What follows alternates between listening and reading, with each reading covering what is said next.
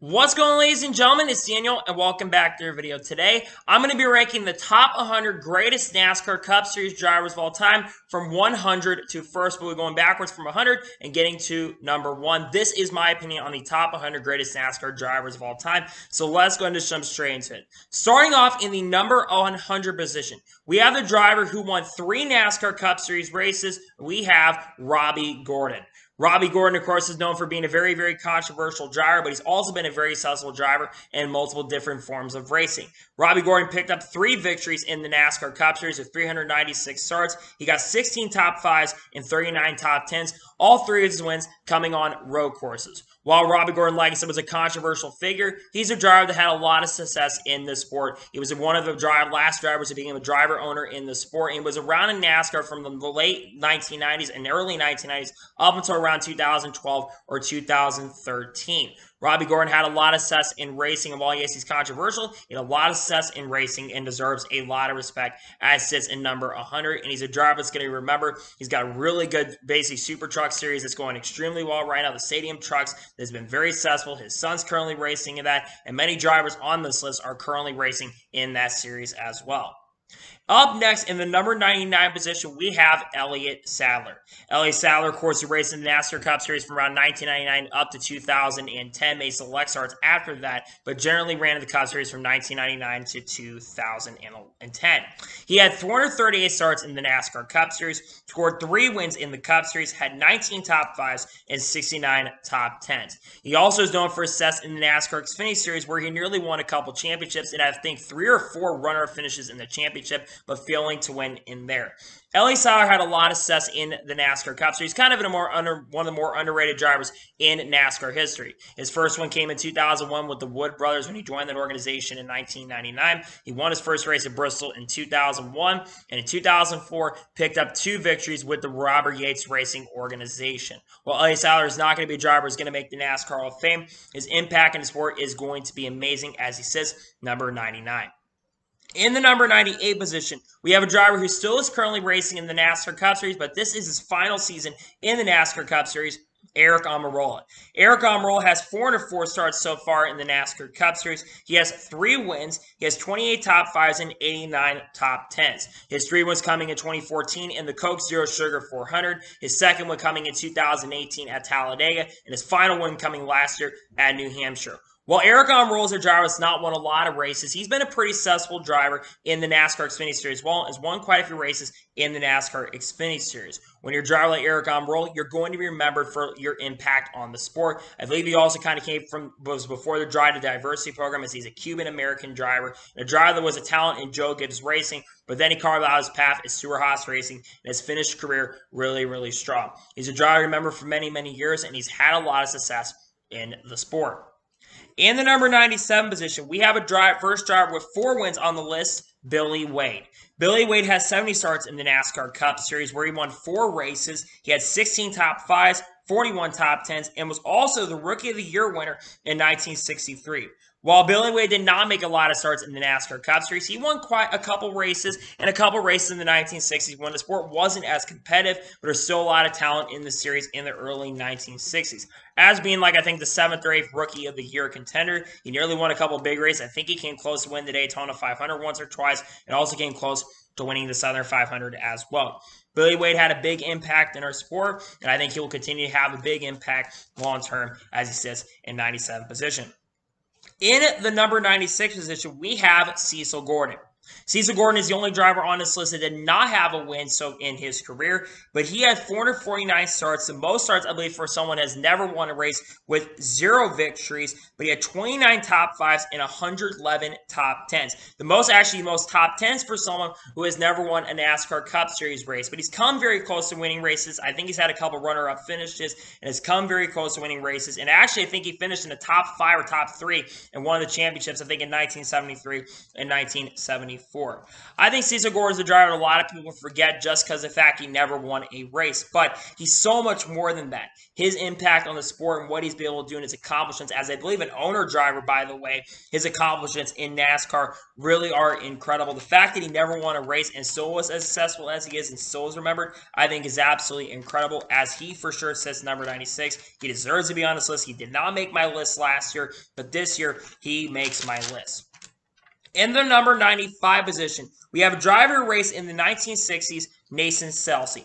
Nathan Selke had 45 career starts in the NASCAR Cup Series, but he won 4 races at that time, has 13 top 5s and 24 top 10s. And he had 2 big wins in his NASCAR Cup Series career, as he won the 1961 Southern 500 and the 1962 Coca-Cola 600. He never really was a contender for the championship, but he came out to run for the big bucks and, like I said, won a couple major races in his career. Nathan Selke is a driver that was really successful in the 1960s, and like I said, having an over half your starts, be top 10 finishes is really, really impressive.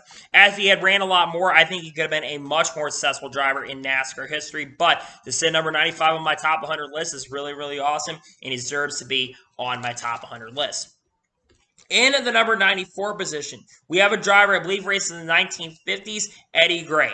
Eddie Gray only made 22 starts in the NASCAR Cup Series. We have 4 wins, 6 top 5s, and 9 top 10s. Meaning his average for finishing in top 10 is nearly half. I think it's around 30 to 40%, which is really, really impressive for a guy that did not make a lot of starts. I think Eddie Gray won some convertible championships in NASCAR, if I'm not mistaken, was really successful in the West Coast and the East Coast Series. A driver kind of raced in the later portion of his career in NASCAR. Didn't win a lot of major races, but again, there weren't any major events back in the 1950s. So for him to get some big wins in NASCAR is really, really solid.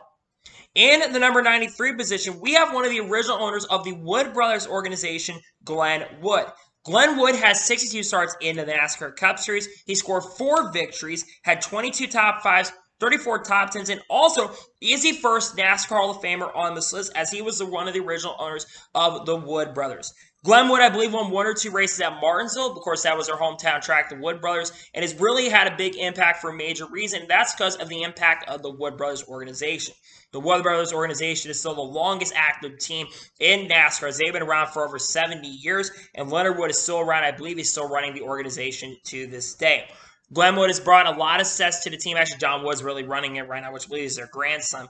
But Glenn Wood has had a lot of success in this sport, not just as a race car driver, but his contributions on the outside of the sport are phenomenal, and he really had a big impact, not just because of that, but also of his team statistics. In the number 92 position, we have someone that currently works on NASCAR on Fox's coverage, Michael Waltrip. While Michael Waltrip we know for being on coverage on Fox, he is also known as a race car driver. Michael Waltrip has 7,884 career starts in the NASCAR Cup Series. He picked up 4 victories, had 41 top 5s, and 133 top 10s. He won the 1996 All-Star race despite not even making the race originally, where he had to race his way in. He got, I believe, on the fan vote, or had to race his way in, and ended up winning the Winston. He also won 2 Daytona 500s, 2001 and also in 2003, both of them being kind of controversial for many, many reasons, and also won another race in 2002 at the Pepsi 400, and also won the 2003 EA Sports 500. Michael Waltrip has also had a pretty decent NASCAR Cup Series team. That team at the beginning had a lot of controversy due to their jet fuel problems in 2007 with the fueling, but they also nearly won a championship in 2012 with Clint Bowyer before they started having their fall in 2013. Michael Waltrip is a driver that a lot of people probably don't have as much respect for as a commentator, but as a driver, he did have some decent scraps. And I will say Michael Waltrip points has been a decent commentator in the Fox Sports booth. He had quite a bit of success, winning 2 Daytona 500s. There's not a lot of drivers that have been able to do that. And he's a really awesome super speedway racer. He wasn't as successful outside of that, unless, of course, he goes to the NASCAR Xfinity Series, where he did win quite a few races there. He's also known for that horrendous accident in 1990 at Bristol, but a really successful career in the world of racing, and also now is doing a good job in the commentary world on Fox. In the number 91 position, we have one of the oldest drivers who raced in NASCAR and hasn't raced in a couple years, was racing only a few years ago, Morgan Shepherd. Morgan Shepherd had 517 starts in the NASCAR Cup Series. He picked up 4 victories, has 63 top 5s, and 168 top 10s. Morgan Shepherd is one of the most beloved drivers in NASCAR even to this day because he really was an owner driver in near the end of portion of his career and has hired a lot of really awesome talent. On top of that as well, Morgan Shepherd, 3 of his 4 NASCAR Cup Series victories actually came at Atlanta. I don't exactly remember the other racetrack where he's won, but he's known for being really, really strong at Atlanta. And some drivers are better at some tracks than others. Morgan Shepherd does have a big impact in the world of racing as he helped guys like Landon Cassill, among other drivers, and just what he's been able to do inside our sport is incredible. It's unclear if Shepherd Ventures Racing is going to be around anytime going forward, but he has a great impact on our sport and deserves to be on this list in number 91. 4 wins in the Cup Series. Not many people have achieved that, so to have 4 wins is really awesome. And a lot of success in the NASCAR Xfinity Series nonetheless. In the number 90 position, we have a driver who races still on dirt to this day, but was racing in the Cup Series only about 8 or 9 years ago. We have Ken Schrader. Ken Schrader has 763 starts in the NASCAR Cup Series. He picked up 4 victories, has 64 top 5s, 184 top 10s, and was also the Rookie of the Year winner in 1985. Ken Schrader, of course, like I mentioned, he's a dirt driver who's won a lot of races on dirt, but has also had some success in the NASCAR Cup Series. Really, all of his success came driving for Hendrick Motorsports. He also won 2 or 3 Daytona 500 poles, and nearly actually won the 1989 Daytona 500, and probably had the best car in that race, but Darrell Waltrip ended up beating him at the end of the day. Ken Schrader, of course, will also be racing the SRX later this year. In fact, he'll be racing at I-55 Racing, which is a track that he does own along with the other tracks. Well, he is racing to this day in the world of that. He was a driver that did have some success in NASCAR, and he did a lot of great success in the sport of racing. In the number 89 position, we have a driver who also is an owner of Nemco Motorsports. I think you all know him at this point, Joe Nemechek. Joe Nemechek has 674 starts in the NASCAR Cup Series, had 4 wins in the series, had 18 top 5s, 62 top 10s, and also was the 1992 NASCAR Xfinity Series champion as well. Like I mentioned, he picked up 4 victories, one of those coming 2003 Pontiac Assignment 400, 2001 at Rockingham, which was a very difficult track, was at the time a very difficult track to win at New Hampshire against Tony Stewart in 1999, and in 2004, he won his final race in the Cup Series at Kansas. Joe Nemechek had a lot of teams he drove for. Of course, he drove for Nemco. Basically, drove for Felix Sabates' organization in the 1990s. Drove, of course, for the 33 for Andy Petry's organization. Drove for Hendrick Motorsports. Drove the 01 for MB2 Motorsports. Eventually leaving that team when Ginn Racing bought it up after 2007. Drove for Furniture Row Racing when that organization was starting up in 2005 and 2006. And did have a lot of success in the sport. He had his son that's also racing currently in the NASCAR Camping World Truck Series, and Joe Nemechek will be a good driver for the sport long term. He won't be a NASCAR Hall of Famer, but to get 4 wins in the Cup Series is a pretty solid career. In the number 88 position, we have the only Jones on this list, Parnelli Jones. Parnelli Jones made 34 starts in the NASCAR Cup Series. He had 4 wins in the Cup Series, 6 top 5s, and 11 top 10s. Parnelli Jones, of course, I believe is known for winning the Indianapolis 500. He's raced in pretty much every type of form of race you can get into, whether it's IndyCar, the SCCA, the Trans Am Series, IMSA when that series was around, and of course, he raced in NASCAR in the 1950s, and of course, in the 1960s as well. The guy was really, really a legend of the world of racing. Everyone knows the Jones name very, very well. His son, P.J. Jones, also did race in NASCAR at some point as well. Didn't really have a lot of success, but I think he won some IndyCar races as well. Parnelli Jones' impact in the world of racing continues to this day, and he sits number 88 on my list. In the number 87 position, we have a driver that really a lot of people don't kind of remember, but we have Pete Hamilton. Pete Hamilton has 64 starts in the NASCAR Cup Series, had 4 wins, 26 top 5s, 33 top 10s, and his biggest accomplishment was winning the 1970 Daytona 500. He drove for Petty Enterprises in the late 60s and the early 70s and had some decent success, but he eventually left the team to go carve out his own plant and really stopped racing after the 1970s. Pete Hamilton, like I said, was a really good super speed racer. I do believe he also won a race at Talladega in the 1970s, or I think in 1970 or 1971. I think he won at Talladega as well. Well, maybe his success in the Cup Series isn't a lot. 4 wins in the Cup Series, still a really solid accomplishment. At 6, number 87, driving for Petty Enterprises. It was still really difficult to beat Richard Petty when Petty Enterprises was around the 1970s, especially with his accomplishments. But Pete Hamilton deserves to be on this list because he did score a big Daytona 500 win and did get 4 victories. In the number 86 position, we have another Hamilton, but not a Hamilton that's related. we have Bobby Hamilton.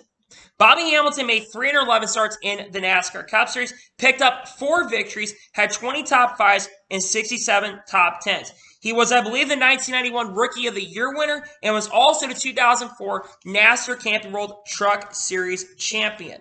Bobby Hamilton, of course, a driver that was really, while he may not have had as much success in the NASCAR Cup Series, still having 4 wins is really awesome. His wins, of course, coming, I believe, 1997 at Phoenix. I do believe his next win did come in 2000 in the 4-car for Morgan McClure's organization. His last one coming in 2001, I believe, in the 55 car, and I don't remember the last. I think his other one came in the mid-1990s. I think in 1997 or 1998, of course, driving for Richard Petty Enterprises. Bobby Hamilton drove for a lot of different organizations, like I said, Petty Enterprises, Morgan McClure's organization, among other teams. Bobby Hamilton had pretty decent success in the world of racing and being a Truck Series champion, being a champion in the lower series. He carved out his own path in the lower series, and he deserves a lot of praise and recognition for his excitement in the lower series as well. And he sits number 86 on my list.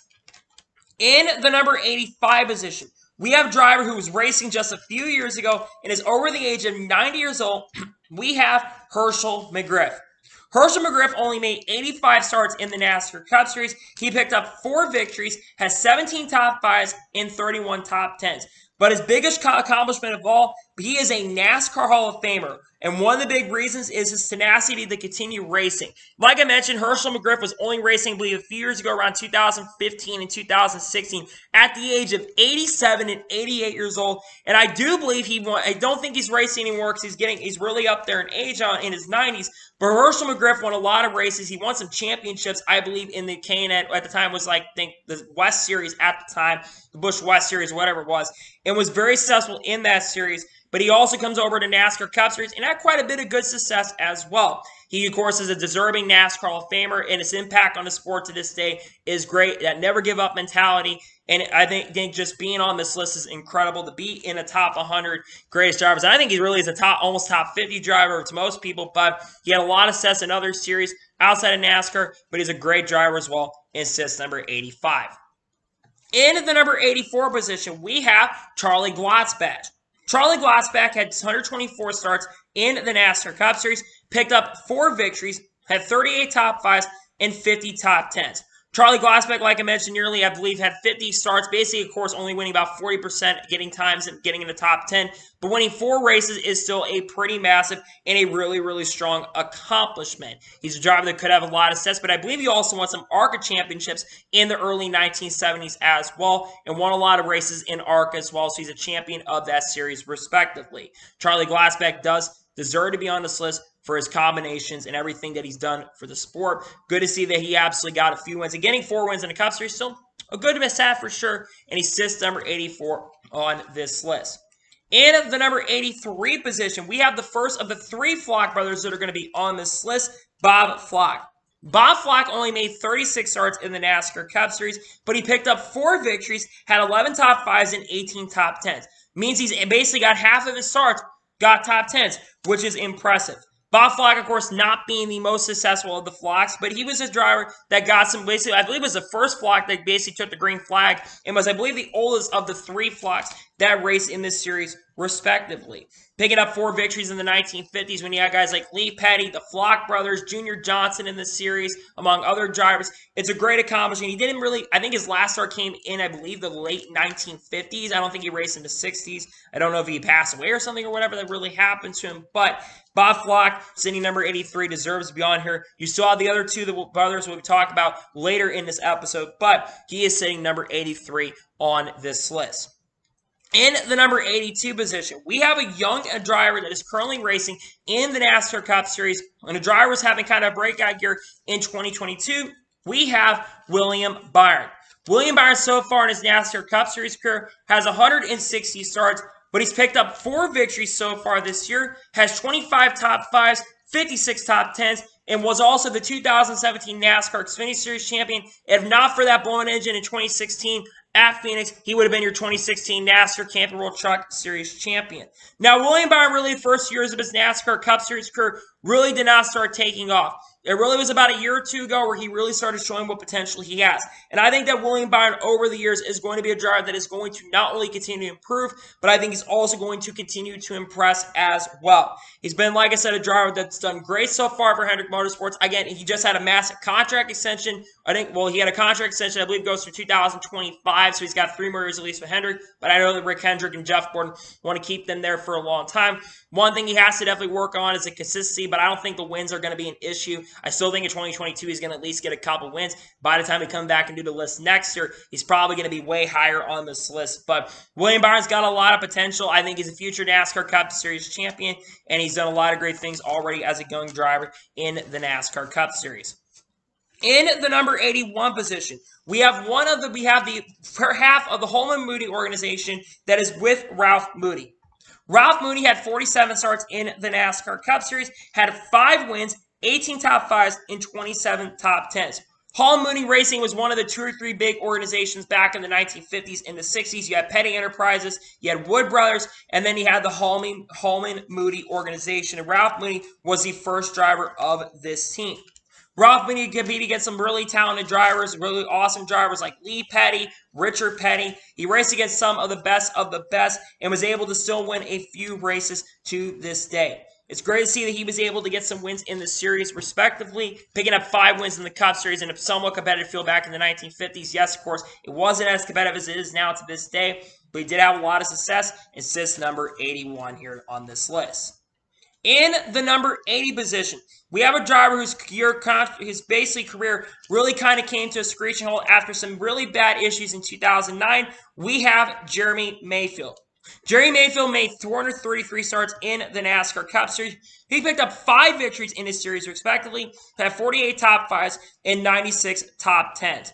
Jerry Mayfield's career, like I mentioned, unfortunately got cut short due to a very controversial situation. It's been explained on YouTube many, many times exactly what happened. There's a lot of controversy around it. I feel like that there's a lot of things, and I think NASCAR absolutely deserves to apologize to Jeremy Mayfield, and they need to give him a massive apology for what they did there, as I found it really bad and really ridiculous that they basically penalized him way over the limit, especially since the doctor prescribed him what it is. I think y'all pretty much know the controversy. Jerry Mayfield, though, as a driver, did go on and win 5 races. He won 2 races at Pocono. He won at Richmond, he won at California in 2000, or Auto Club as they call it now, in 2000, and got some victories in the series. He drove for Penske Racing South, Michael Cranafis' team, for a couple years, and also, of course, drove for Ray Everham's team. He won with them in 2004 and 2005, and then he left the team, and that's when his career kind of really started falling apart. Jerry Mayfield should be remembered for a lot of stuff that he's done in a good way, and a good impact on the sport, but also a negative impact on the sport due to how things unfortunately ended. In the number 79 position, we have Dave Marcus. Dave Marcus has 883 career starts in the NASCAR Cup Series. He picked up 5 victories, his last one coming, I believe, in the late 1970s or the early 1980s. Had 94 top 5s and 222 top 10s. Dave Marcus, of course, has been known for being a driver that was an Ironman when it came to Daytona 500. He has, I believe, to this day still the most consecutive starts in the Daytona 500, where he has 32 consecutive starts. Now, that record could at some point be beaten by a couple guys, maybe like Joey Logano perhaps ends up beating it, but they're going to have to go till around their 50s. Dave Marcus competed against some of the best and nearly won championships in the years he ran. I think in 1976, he finished in the top 5 in the standings against some of the best guys like Richard Petty and David Pearson. He was a very successful driver. He's had a lot of great success in our sport. His last start, of course, came, I believe, in the 2002 Daytona 500, and he absolutely did a lot of great things for the sport as a really incredible and amazing impact as well. In the number 78 position, we have Tiny Lund. Tiny Lund made 303 starts in the NASCAR Cup Series, picked up 5 victories in the NASCAR Cup Series, had 54 top 5s, 119 top 10s, and also won the 1963 Daytona 500. Tiny Lund was basically known as the original journeyman driver. He's a driver that really, at the beginning of his career, really did not really have a place, but basically became a substitution, I believe, for Marvin Panch in 1963, and was able to win in the Wood Brothers camp, and they basically eventually kept him on the team. Eventually, he did leave the team to go find his own way, and I believe raced up until the mid-1960s. I don't exactly know what happened near the end of his career, but Tiny Lund, like I mentioned, was a driver, like I said, winning the Daytona 500, and I believe that was his, I don't know if that was his first start or not in the Cup Series, but that'd be impressive. But that was his first career win, by the way, was the 1963 Daytona 500, and he got on the lot of Raiders, and people were really, really surprised in the 1960s and thought, who is this tiny Lund guy? But he really proved to everybody why he's who he is, and he deserves everything that he got in his career, and that big win for the Daytona 500 came around as well. In the number 77 position, we have one of the most influential drivers in the world of racing in the early 1960s and 70s, Dan Gurney. Dan Gurney only made 16 starts in the NASCAR Cup Series, but he had 5 wins, 8 top 5s, and 10 top 10s. Dan Gurney, I believe 2 or 3 wins. His wins came at Riverside. And Dan Gurney, of course, has competed in every form of racing. He's one of the few drivers that have won F1 races, IndyCar races, and NASCAR races. Well, I believe Mario Andretti and Juan Montoya, we were the only 2 other drivers that have won F1, IndyCar, and NASCAR. Dan Gurney, of course, one of the original legends of the world of racing. A big impact on the sport. People still look up to him to this day to see what success he's been able to do. He's come close to winning some big races. He's won the Rolex 24, by the way, as well, which is another massive and a big accomplishment on his own as well. Dan Gurney had a great impact on the world of racing, and he sits number 77. In the number 76 position, we have the first of the 2 Burtons on this list, Ward Burton. Ward Burton had 375 starts in the NASCAR Cup Series. He had 5 wins, had 24, 74 top 5s, and had 82 top 10s. He did win 2 massive races in the NASCAR Cup Series. He picked up wins in the 2002 Daytona 500 and also won the 2001 Southern 500. His first career win in the NASCAR Cup Series came at Rockingham in the 1995 AC Delco 400 in 1995. Also, of course, won a couple races at Darlington as well. And was also, his last 2 wins came in 2002 in Daytona 500, and his last one came as well. While Ward Burton currently is basically going hunting rattlesnakes, and basically is in the wildlife. You should go check his channel out. He's basically going hunting wildlife currently at the moment. Ward Burton's impact, he's a driver that was really a driver that really didn't care. He was basically great to the media. He has some really awesome sound bites as well. A driver that really did not care, and that's what makes a driver great, is they really do not care at all, and I absolutely respect it. You do have to care in some ways, but he really did not care, and that's what made him great. When he won, he was super excited every single time. His career really, I think his last race happened in 2012 when he raced against his son Jeb Burton when he drove the 27 for, I believe it was Turner Racing back then. He raced for those teams, and he basically deserves a lot of success that was given to him. In the number 75 position, we have the next NASCAR Hall of Famer on this list, Alan Kulwicki. Now, I'll talk about him in a second, but Alan Kulwicki had 207 starts in the NASCAR Cup Series, picked up 5 victories, had 38 top 5s, and 75 top 10s. His 2 biggest accomplishments are winning the 1992 Cup Series Championship as the underdog and also being a NASCAR Hall of Famer. Now, a lot of people are going to absolutely disagree with me having him this low on this list because he didn't have enough time to complete. I think a lot of you are right. I probably could have put Alan Kulwicki a little bit higher on this list. And honestly, I almost did put him a little bit higher on this list. So I think he would have gotten a few more wins. But honestly, I don't see Alan Kulwicki getting more than 5 or 6 more career wins. But what he was able to do is he was able to build a team. He made also a massive impact on the sport because a lot of basically drivers decided to create their own teams, or outside of a couple guys.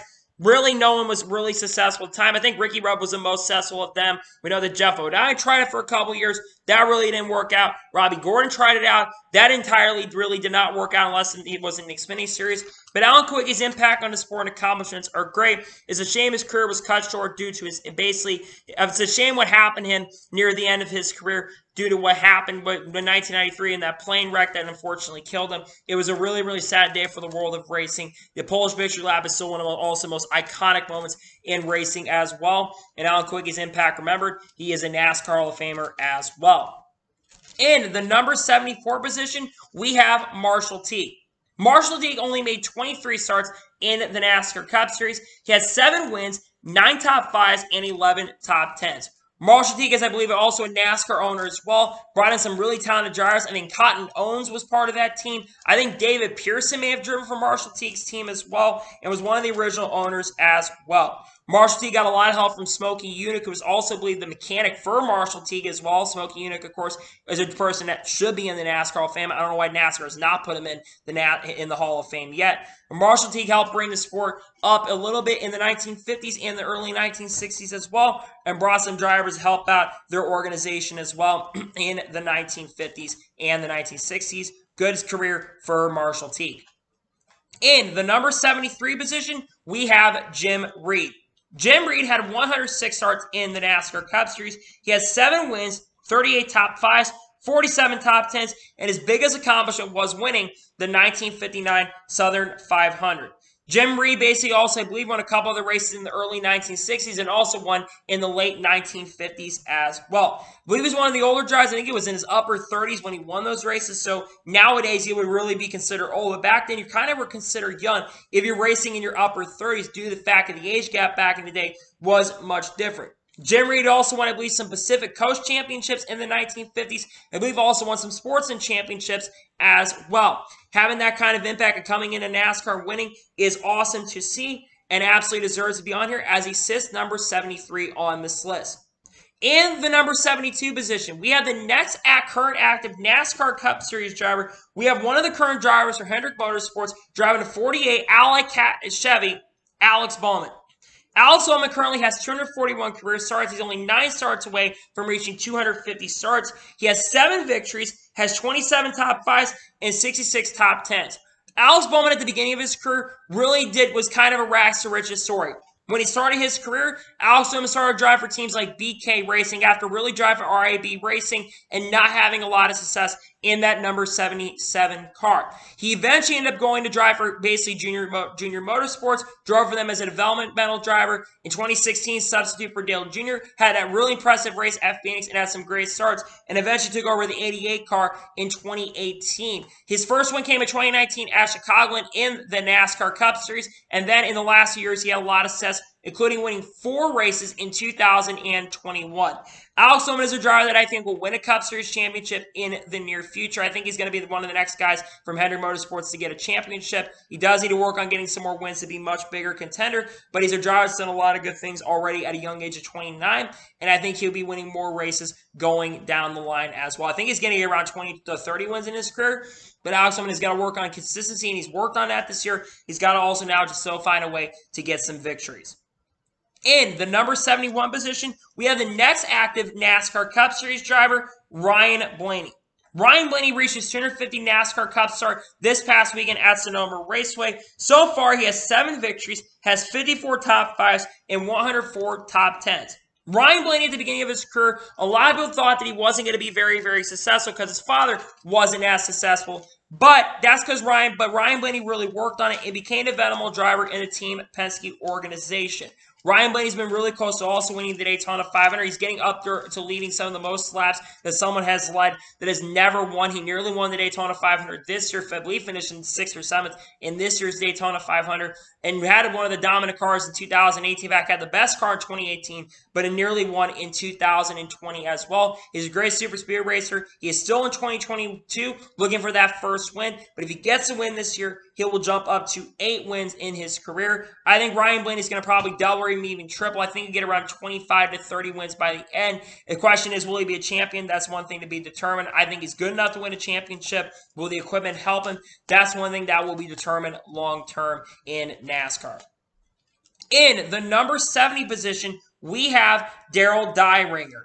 Darrell Deininger had 181 starts in the NASCAR Cup Series, has 7 victories, had 45 top 5s, and 79 top 10s.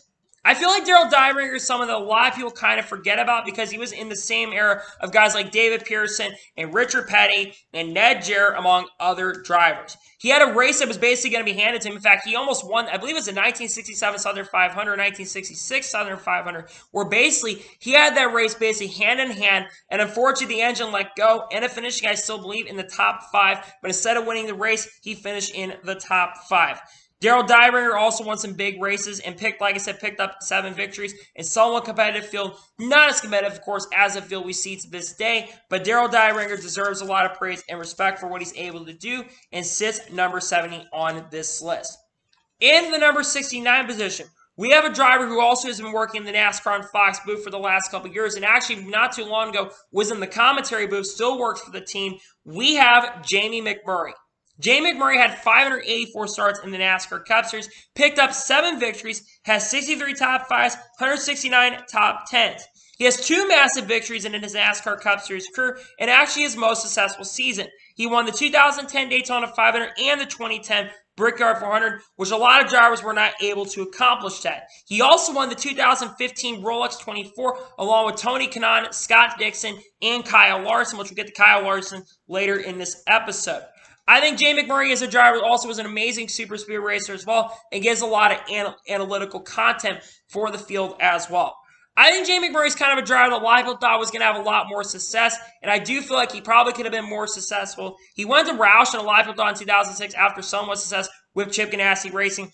I really thought it was going to transition into basically how Kurt Busch was that year, and it really never came to fruition, unfortunately, for Jamie McMurray.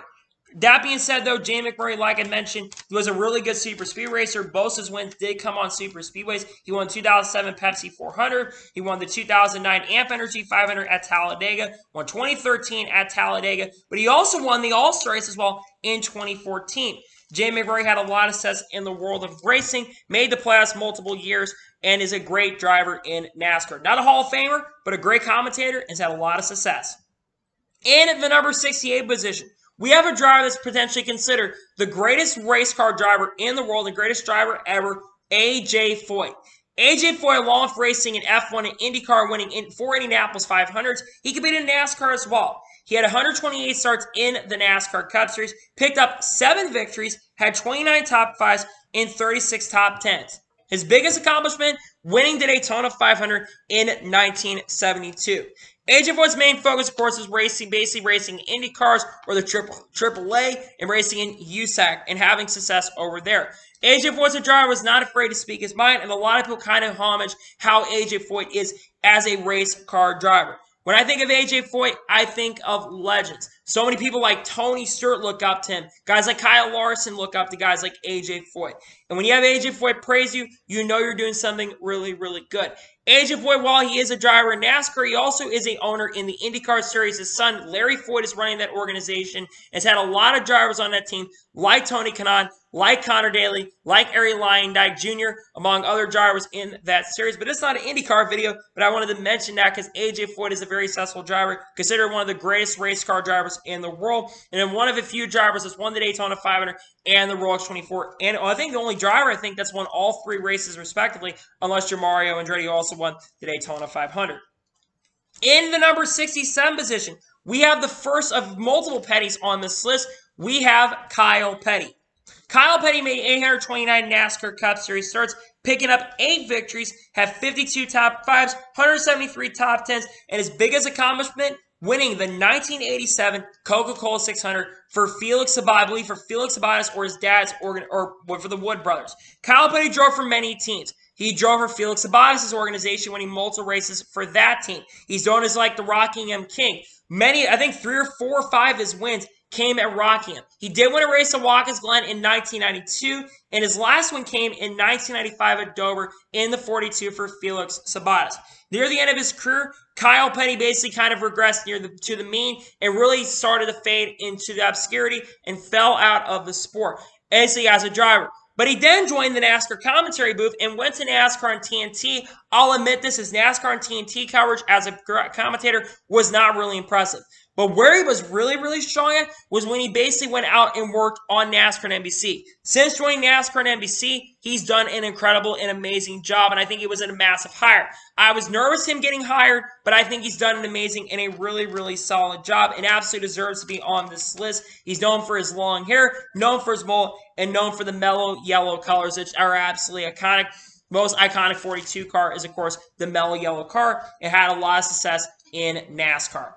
In the number 66 position, we have Bob Welborn. Bob Welborn made 183 starts in the NASCAR Cup Series. He had 9 victories, had 58 top 5s, and 102 top 10s. Bob Welborn competed in the 1950s and the 1960s. His last start, I believe, came in the mid-1960s. I think his last start came in 1966 when times were absolutely changing. He didn't win any major races like Daytona 500s or Southern 500s, but again, the only major race back then was basically racing on the Daytona Road Course, which I think he may have won at Daytona Road Course. I'm not entirely sure. He's one of the original OGs of the sport. He is, I believe, considered a top 50 grade in NASCAR, which I absolutely agree. Had a lot of success in NASCAR, and again, being in this list, nothing to be ashamed of. 9 wins is a pretty solid career for a driver. It's not Hall of Fame worthy, but to have 9 wins in the NASCAR is really, really awesome to see. And he currently sits number 66 on this list. Jumping on to the number 65 position, we have Paul Goldsmith. Paul Goldsmith had 127 starts in the NASCAR Cup Series, picked up 9 victories, had 44 top 5s, and 59 top 10s. Paul Goldsmith is regarded as one of the pioneers in NASCAR. Picked up multiple wins on the Daytona Road Course and really raced from the beginning up until the 1960s. Also raced in USAC, also raced in the world of dirt racing, and also ran in Indianapolis as well. I believe winning the Rookie of the Year honors in the Indianapolis 500 as well. Why wasn't he able to be successful in the world of NASCAR? Having success in everything else is a massive accomplishment. One of the few drivers that generally can do that back in the 60s, especially because you really have a lot of drivers going over and racing from different forms of racing. So, see, Paul Goldsmith has as much success as he has is great for the sport. He sits number 65. In the number 64 position, we have another NASCAR Hall of Famer. We have Cotton Owens. Cotton Owens made 160 starts in the NASCAR Cup Series, had 9 wins, 52 top 5s, 84 top 10s, and is also in the NASCAR Hall of Fame as well. Cotton Owens won a couple races as well, and also is an owner in the sport as well, and also came, I believe, from Marshall Teague's group as well, and helping the ownership group as well in the 1950s and 1960s. Having a lot of success in the 1960s is great. Yet, like I said, a lot of drivers that competed in that form of racing back in the 1960s and winning 9 races against guys like Richard Petty, like Junior Johnson, like Lee Petty, like all these guys. Going out there winning some big races in your career is a big career booster for anybody in forms of racing, and he sits number 64 on the list with a lot of success and deserves also be in the NASCAR Hall of Fame. In the number 63 position, we have the first Allison brother on this list. We have Donnie Allison. Donnie Allison had 242 starts in the NASCAR Cup Series, had 10 wins, 78 top 5s, 115 top 10s, and his biggest accomplishment, of course, was winning the 1970 Coca-Cola 600. While Donnie Allison was not as successful as his brother Bobby or his basically nephew Davey Allison, Donnie Allison is a driver that was also in great organizations. He's, of course, known for having a Hawaiian Tropic legendary #1 car that's really, really iconic. And he's also known for being in the fight that really kind of grew NASCAR in the late 1970s. Of course, being in the fight with Kelly Yarborough in 1979, fighting for the win in the Daytona 500. Donnie Allison, known as a very successful driver, of course, part of the original Alabama gang, which had 8 or 9 people part of the Alabama gang. The Allison family, Hutch Strickland was part of that family, Red Farmer was part of that family, and there were other people part of that family as well, and was also part of a pioneer group in the 1960s. In the number 62 position, we have a person who's been working on NASCAR and Fox for the last couple of years, and a former driver that only retired a couple of years ago, Clint Bowyer. Clint Bowyer is known for being goofy. He also had a pretty decent NASCAR Cup Series career. He had 541 starts. He had 10 wins, 82 top 5s, 226 top 10s. He was also the 2008 NASCAR Xfinity Series champion as well.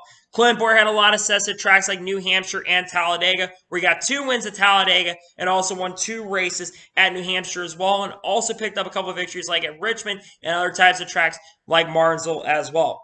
Clint Bowyer was not really the greatest driver in the world, but he had a very solid career. Winning 10 races is a pretty big accomplishment on its own. And honestly, for Clint Bowyer, he's had a decent career in the commentary world as well. He drove for teams like Michael Waltrip Racing. He drove for teams like Rich Schultz Racing. And near the end of his career, he drove for Stewart-Haas Racing.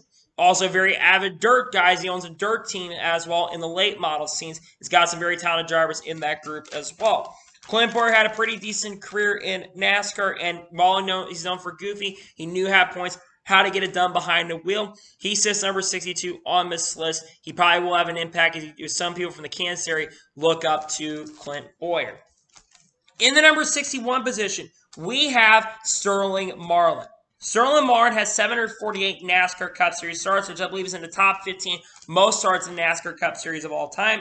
had 10 victories, had 83 top 5s, and 216 top 10s. He won the 1983 Rookie of the Year honors, and also his biggest accomplishments was winning back-to-back Daytona 500s, being one of only 3 drivers that's been able to accomplish that. Him, Richard Petty, and Denny Hamlin are the only 3 that currently have won back-to-back Daytona 500s. He's all, like I said, a really good super speed racer. He also won a Talladega, I believe, in 1994 or 1995, and nearly had a chance to win the championship in 1994, finishing third where Dale Earnhardt won the championship. He finished third in the 1994 season.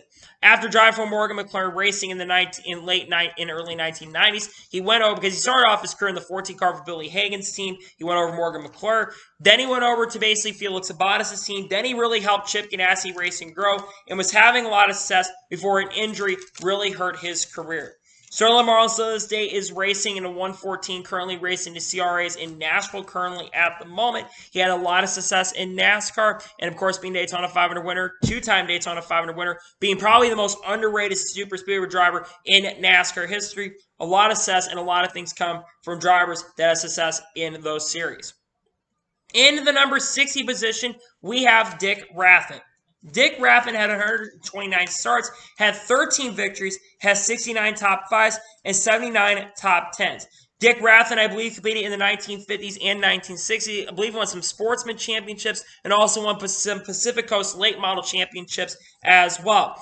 Dick Raffin also competed with a lot of talented drivers as well, and picking up 13 victories is amazing and great to see for the sport. And getting 13 victories is not NASCAR Hall of Fame worthy because he didn't really win any major races that really can get there. He didn't win any really big marquee events, but he never also really competed full-time for championships as well, except a couple times, and competed against some really great and some really talented drivers. And he sits number 60 on my list. In the number 59 position, we have Dick Hutcherson. Dick Hutcherson made 103 starts in the NASCAR Cup Series, has 14 wins, 64 top 5s, and 73 top 10s.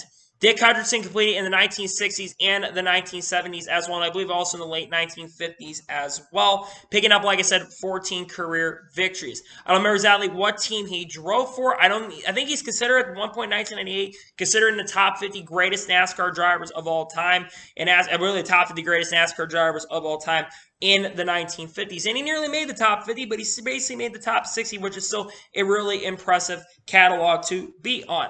Dick Hutcherson also, I believe, also competed in USAC and also competed in IRL as well. And I think he contended for wins in that series as well. See, being a multi-talented driver competing in other forms of racing is really, really awesome to see, and great for the world of NASCAR and great for the world of sports as well. In the number 58 position, we have Leroy Yarborough. Leroy Yarborough had 998 starts. By the way, they're not related. Him and Cale Yarborough are not related. They both don't even have the same last name. 198 starts in the NASCAR Cup Series. Had 14 wins. Has 65 top 5s. 92 top 10s. He had 3 big wins, and all of them came in the same year. He won the 1969 Daytona 500, the Southern 500, and the Colto 600, becoming the first driver to win all 3 of the major marquee events in the same year, and also believe I almost won $1 million off of that as well. That is a huge and massive accomplishment. Now, his career really takes a dark turn. There's a video that Jarrett Lundberg, also known as Iceberg, I believe, released, and it's a really, really dark story at the end of Leroy Yarborough after suffering major accidents near the end of his career. And like I said, it's a very, very dark story and a very, very sad and a very tragic story as well. That is really, really sad to see what really happened. He passed away in 1984 due to a fall from major trauma. It's really, really sad to see what happened near the end of his career, but let's not forget what he did in the NASCAR Cup Series. Had a lot of success as well. Like I said, winning the Triple Crown is really, really impressive. In the number 57 position, we have a driver that probably a lot are going to disagree being low on this list, Tim Richmond.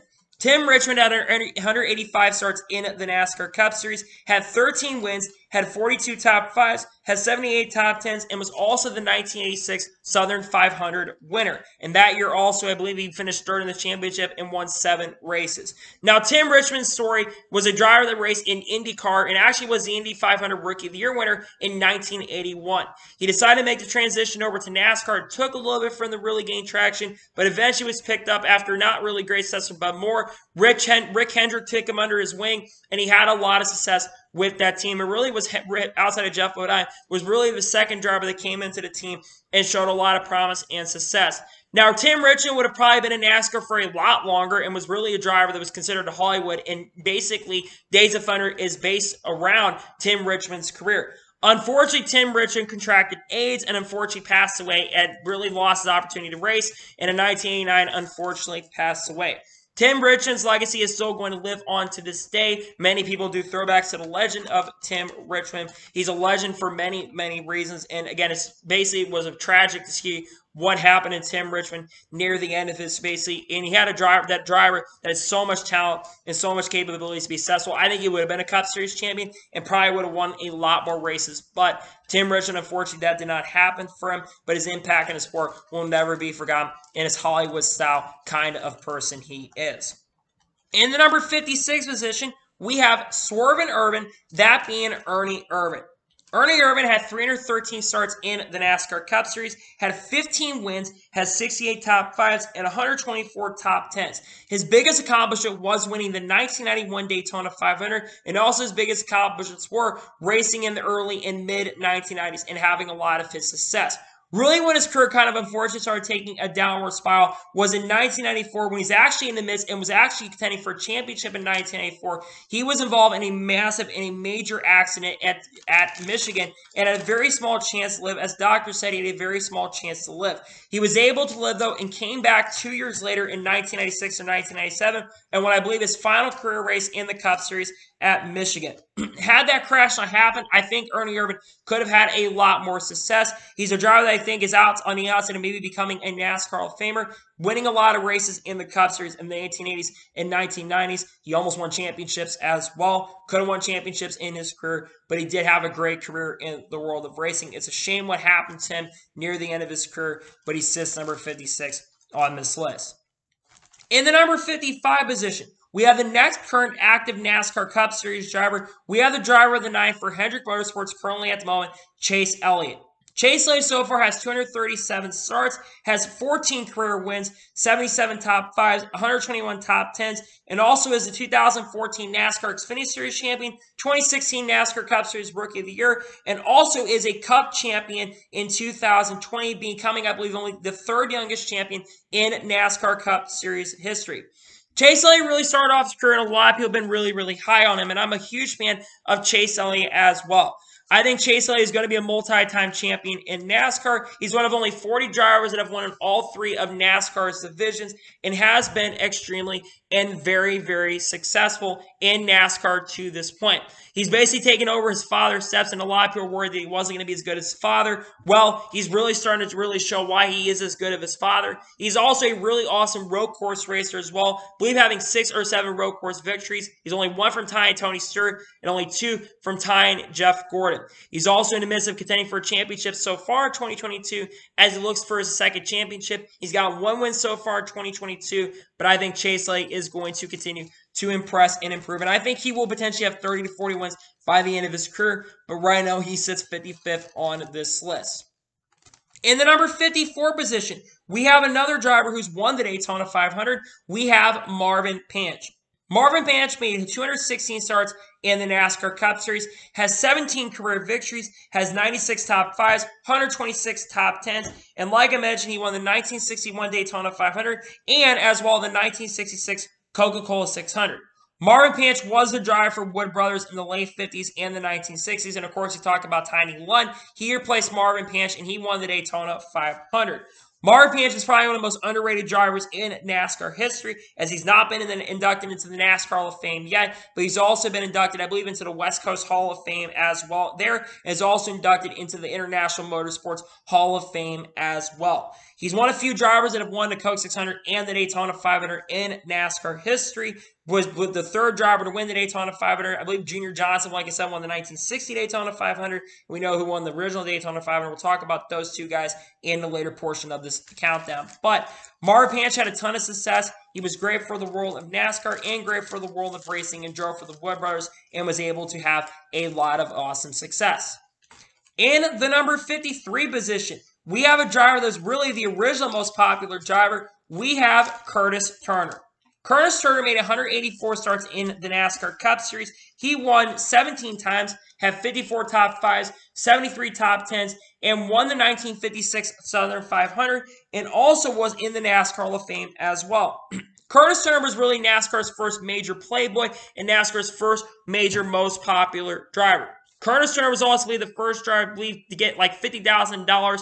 He was really rising in the popularity side of things and to help grow NASCAR. He's also known for creating the Drivers Union and being banned from NASCAR in the 1950s. And his story is so interesting. He was also the first NASCAR driver to be on Sports Illustrated magazine. His career, Jared Lundberg, also known as the Iceberg, basically wrote a really, really good video on that. It's really one of the most intriguing stories in the world, and he just incredible career. Being in the NASCAR Hall of Fame is absolutely legendary, and like I said, Curtis Turner just did so many things that are just absolutely crazy, and he's a guy that never wanted to compete for a championship. All he cared about was winning big marquee events and winning big money to continue his success.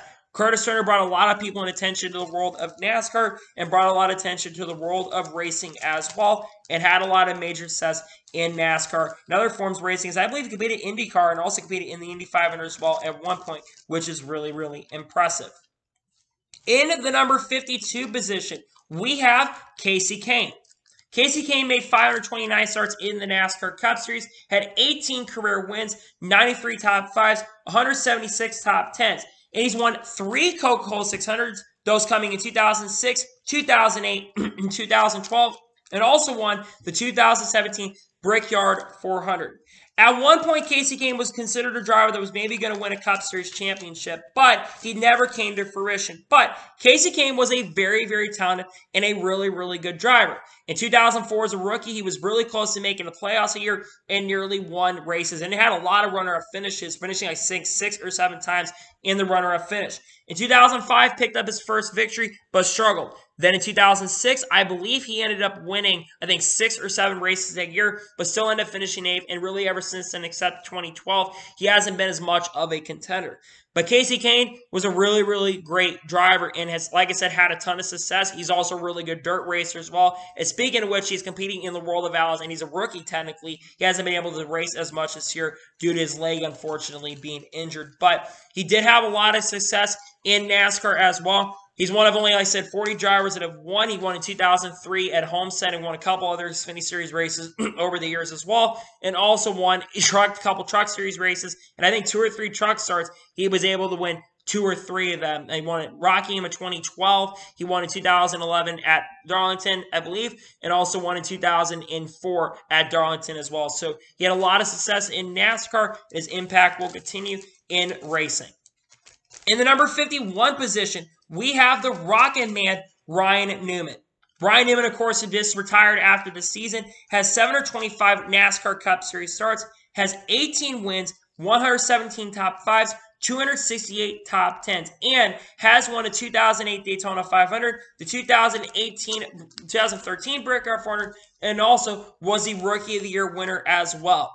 Ryan Newman, also known as Rockin' Man, has won a ton of poles as well, is an outside chance to maybe also make it to the NASCAR Hall of Fame as well. Ryan Newman has won, I think, the 2nd or 3rd most poles and was really known for getting the pole. And in 2003, he won 8 races, unfortunately, though, coming up short to winning races that year and coming up short to win the championship because he was a little bit inconsistent. Had he been a little more consistent, he probably would have won the championship that year instead of a guy we'll talk about later in this episode. But Ryan Newman was a very, very successful driver in NASCAR and is also known for being a driver that really pissed off a lot of drivers but really did not care, had a no-gives attitude mentality, and again, just being successful, being in NASCAR was great for the sport. Near the end of his career, unfortunately, he had that really horrendous accident at Daytona, and then where he nearly lost his life, but because of that, he's also created innovation and has created more safety in NASCAR as well. And also won some big marquee events. Ryan Newman is a respected driver. He is a driver that really was one of the hardest drivers. It was really hard for him to get injured and stuff.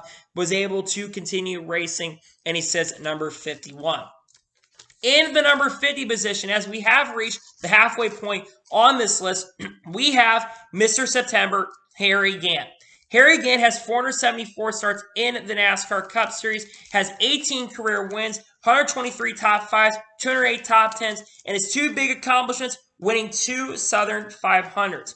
Harry Gant is known as Mr. September, and he's also known as the late bloomer because Harry Gant's first career win in NASCAR came at the late age of 39 years, I believe 39 or 40 years old. He is a much older driver, and he really had a really successful career in the 1980s and the 1990s as well. Of course, the most iconic being the oldest winner in NASCAR Cup Series history, I believe at the age of 52 years old, and has basically won 4 races in a row, I believe in 1991, nearly winning the championship that year, but not having enough. He's also known for that really iconic Skull Bandit car, which that car is absolutely iconic.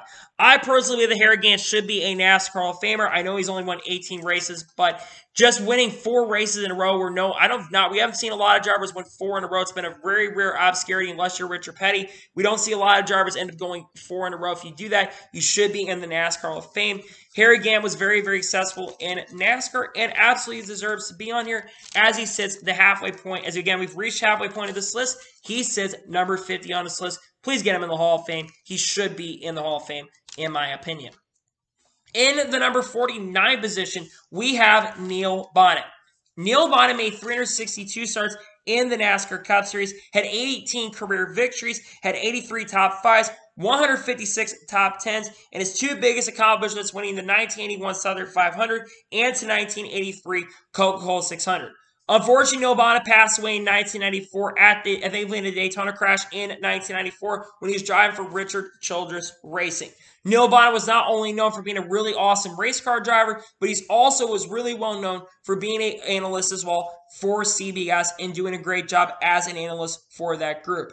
Neil Bonnett was a driver who drove for the Wood Brothers organization for a lot of his career and also won a lot of races. He won, I believe, in Australia in 1980 when they went over to race in Australia on that different track. He went out there and won. And Neil Bonnett also, I believe, has also competed in the Le Mans 24 Hours, and I believe he also has competed in the Indianapolis 500 as well. Neil Bonnett's had a lot of great things to say in the world. He definitely should be in the NASCAR Hall of Fame for sure. And again, his impact in NASCAR is absolutely great. The Bonnett family should be really, really proud of what Neil Bonnett was able to do. And Neil Bonnett sits number 49 on this list, and very deservingly so, is a top 50 driver. In the number 48 position, we have the only Bodine on this list, that being Jeffrey Bodine. Jeffrey Bodine has 575 starts, if I'm not mistaken, has 18 career victories, 100 top 5s, 90 top 10s, and was also the Rookie of the Year winner in 1979, and also was the 1986 Daytona 500 champion, driving for Rick Hendrick's organization.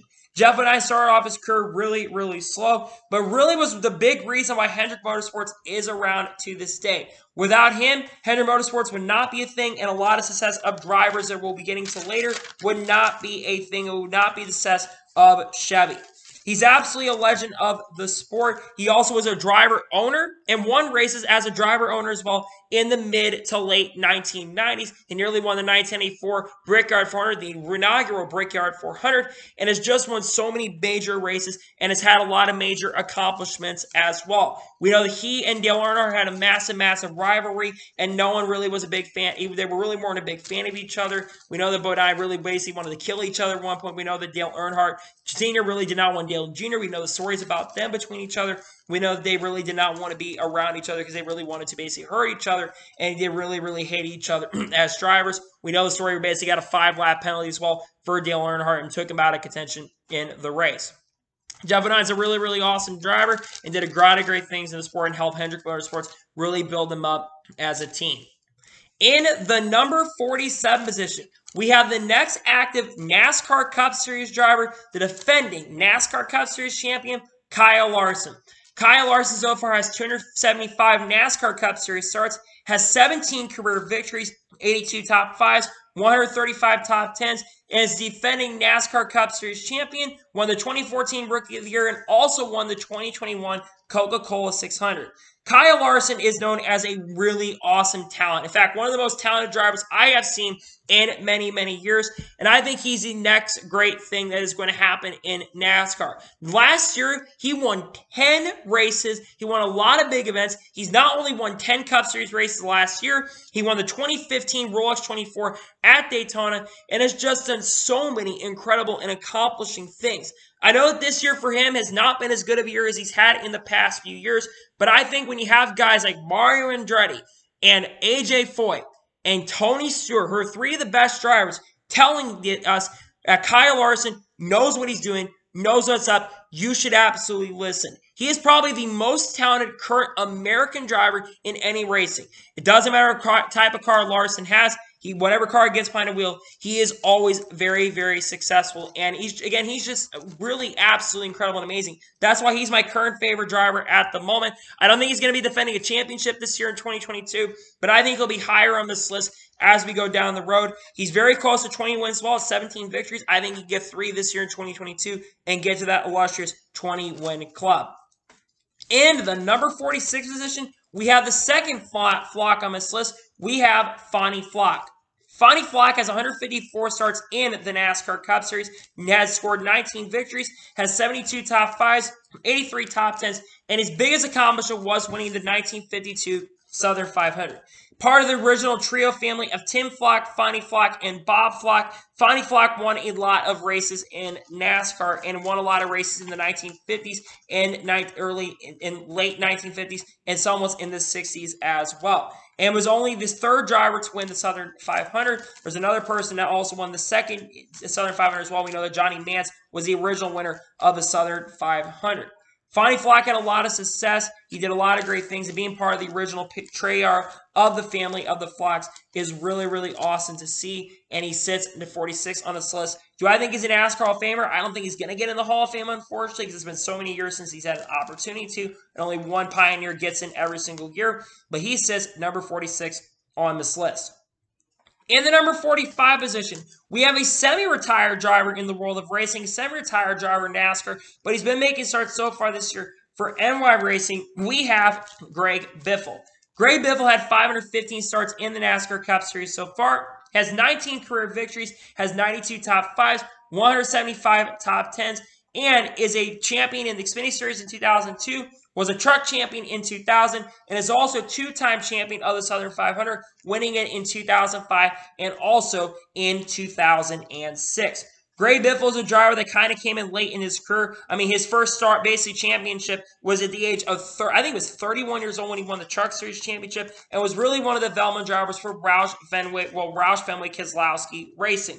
Greg Biffle won his first career race in the Cup Series in 2003 at Daytona in a fuel mileage victory, and his best season would be in 2005, where it looked like he was probably going to win the championship, but wasn't as consistent as guys like Carl Edwards, Tony Stewart, and Jimmy Johnson in that season to contend, but he still ended up finishing second in the championship.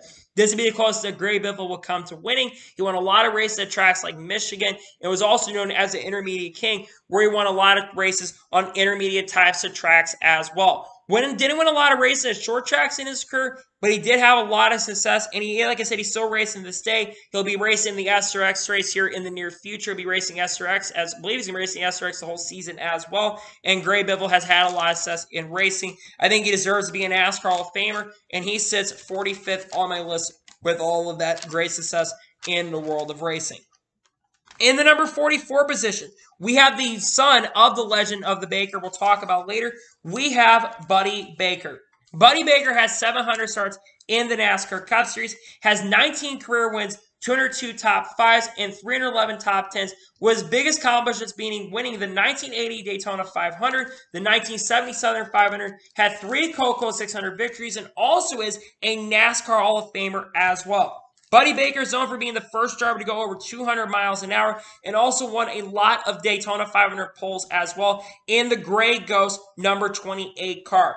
Buddy Baker also was a driver that really did not give a single crap. He really didn't care, and also was an awesome commentator as well when he joined CBS, I believe, in 1992 after he ended up officially retiring from NASCAR. He raced from 1959 up to 1992, set some really, really incredible records, and that's why he was a great driver in the world of racing as well. I believe he got inducted in the Hall of Fame in 2016 or 2017. I'm not entirely sure. It's a shame he passed away because his voice in racing was great. He was involved in some really awesome calls. In 1998 Daytona 500 call when Dale Earnhardt finally won the Daytona 500 after 20 years of trying, 20 years of frustrating on CBS. It was part of a lot of iconic calls with the world of racing and all the technology, as well as he was an awesome commentator. Not only was he great for the sport in that area, but he was also great in different other areas as well.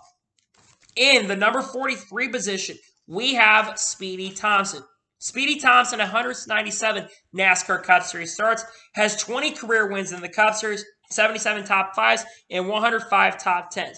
Now, Speedy Thomas did not really win any major marquee races. He just won a lot of races in the 1950s. He is, I don't believe, even considered a top 50 driver in NASCAR, in the top 50 greatest drivers of all time. I believe he has maybe won some Pacific Coast Championships and also has won some championships in the ARCA East Series as well. It used to be called basically ARCA. He's basically won in that series and also in the regional series as well. Speedy Thompson won a lot of races in the 1950s and continued to have a lot of success in racing as well on the outside as well. He probably could have won more races at time, but it is what it is. Again, he did have good success in the 1950s, and he's a great driver and a very solid driver, and he sits number 43 on my list of the top 100 greatest drivers in Cup Series history. In the number 42 position, we have Jack Smith. Jack Smith had 264 NASCAR Cup Series starts, had 21 career Cup Series victories, had 95 top 5s, and 142 top 10s. Jack Smith was very successful in the NASCAR Cup Series, driving a really iconic number, I think, for Buck Baker's organization. He actually won the original race at Bristol. He tried to give that win over, I believe, to Johnny Allen, but he was able to win the initial race at Bristol and has won a lot of races as well. And somewhat of not as a really, really big field back in the day and not as big of a big field. But he won a lot of races, and winning 21 races in the NASCAR Cup Series is nothing to be ashamed about. Jack Smith is a driver that I think maybe should be considered for the NASCAR Hall of Fame. When you have as many wins as he does, I would personally consider him a NASCAR Hall of Famer in my eyes. I think he's a driver that absolutely was extremely successful in the world of racing. He did a lot of great things for the sport, and he sits number 42 on my list. I think he's a really, really good driver and deserves to be on this list in the number 42 position. With 21 career victories, that's a really, really awesome and a really, really great career. In the number 41 position, we have the mayor, Jeff Burton. Jeff Burton has 695 career NASCAR Cup Series starts, had 21 career victories, had 134 top 5s, 254 top 10s, and won the 1999 Southern 500. He has 2 Coco 600 victories and was also the Rookie of the Year winner, I believe, in 1993 or 1995, whatever. He was the Rookie of the Year. Jeff Burton started off his career really, really slow, but he went over to the NASCAR Cup Series, and once he went over to Roush RFK Racing, he won a lot of races. His first win coming at Texas in 1997, and just in the late 90s, he became a perennial championship contender and was going up against Dale Jarrett in the championship in 1999, but never got the chance to go out there and win. After contending in 1989 and 2000, he kind of started falling off after 2001 and did not win with Roush after 2001 and would go over to Rich Schultz Racing, where he had somewhat of a career resurgence before unfortunately not winning his last race in 2008 and unfortunately leaving the organization late and basically retiring to go into the TV booth. I think that Jeff Burton is an outside Hall of Fame contender. I think he's a driver that could get into the NASCAR Hall of Fame, not just for what he's done in the world of racing, but also what he's been able to do in the TV booth as well. I think that there's some other contributions that he's been able to do, like helping out, getting Roush kind of building up that 99 program, getting, of course, Frank Sauter, who was an awesome crew chief as well, probably a person who should also be in the Hall of Fame in my eyes.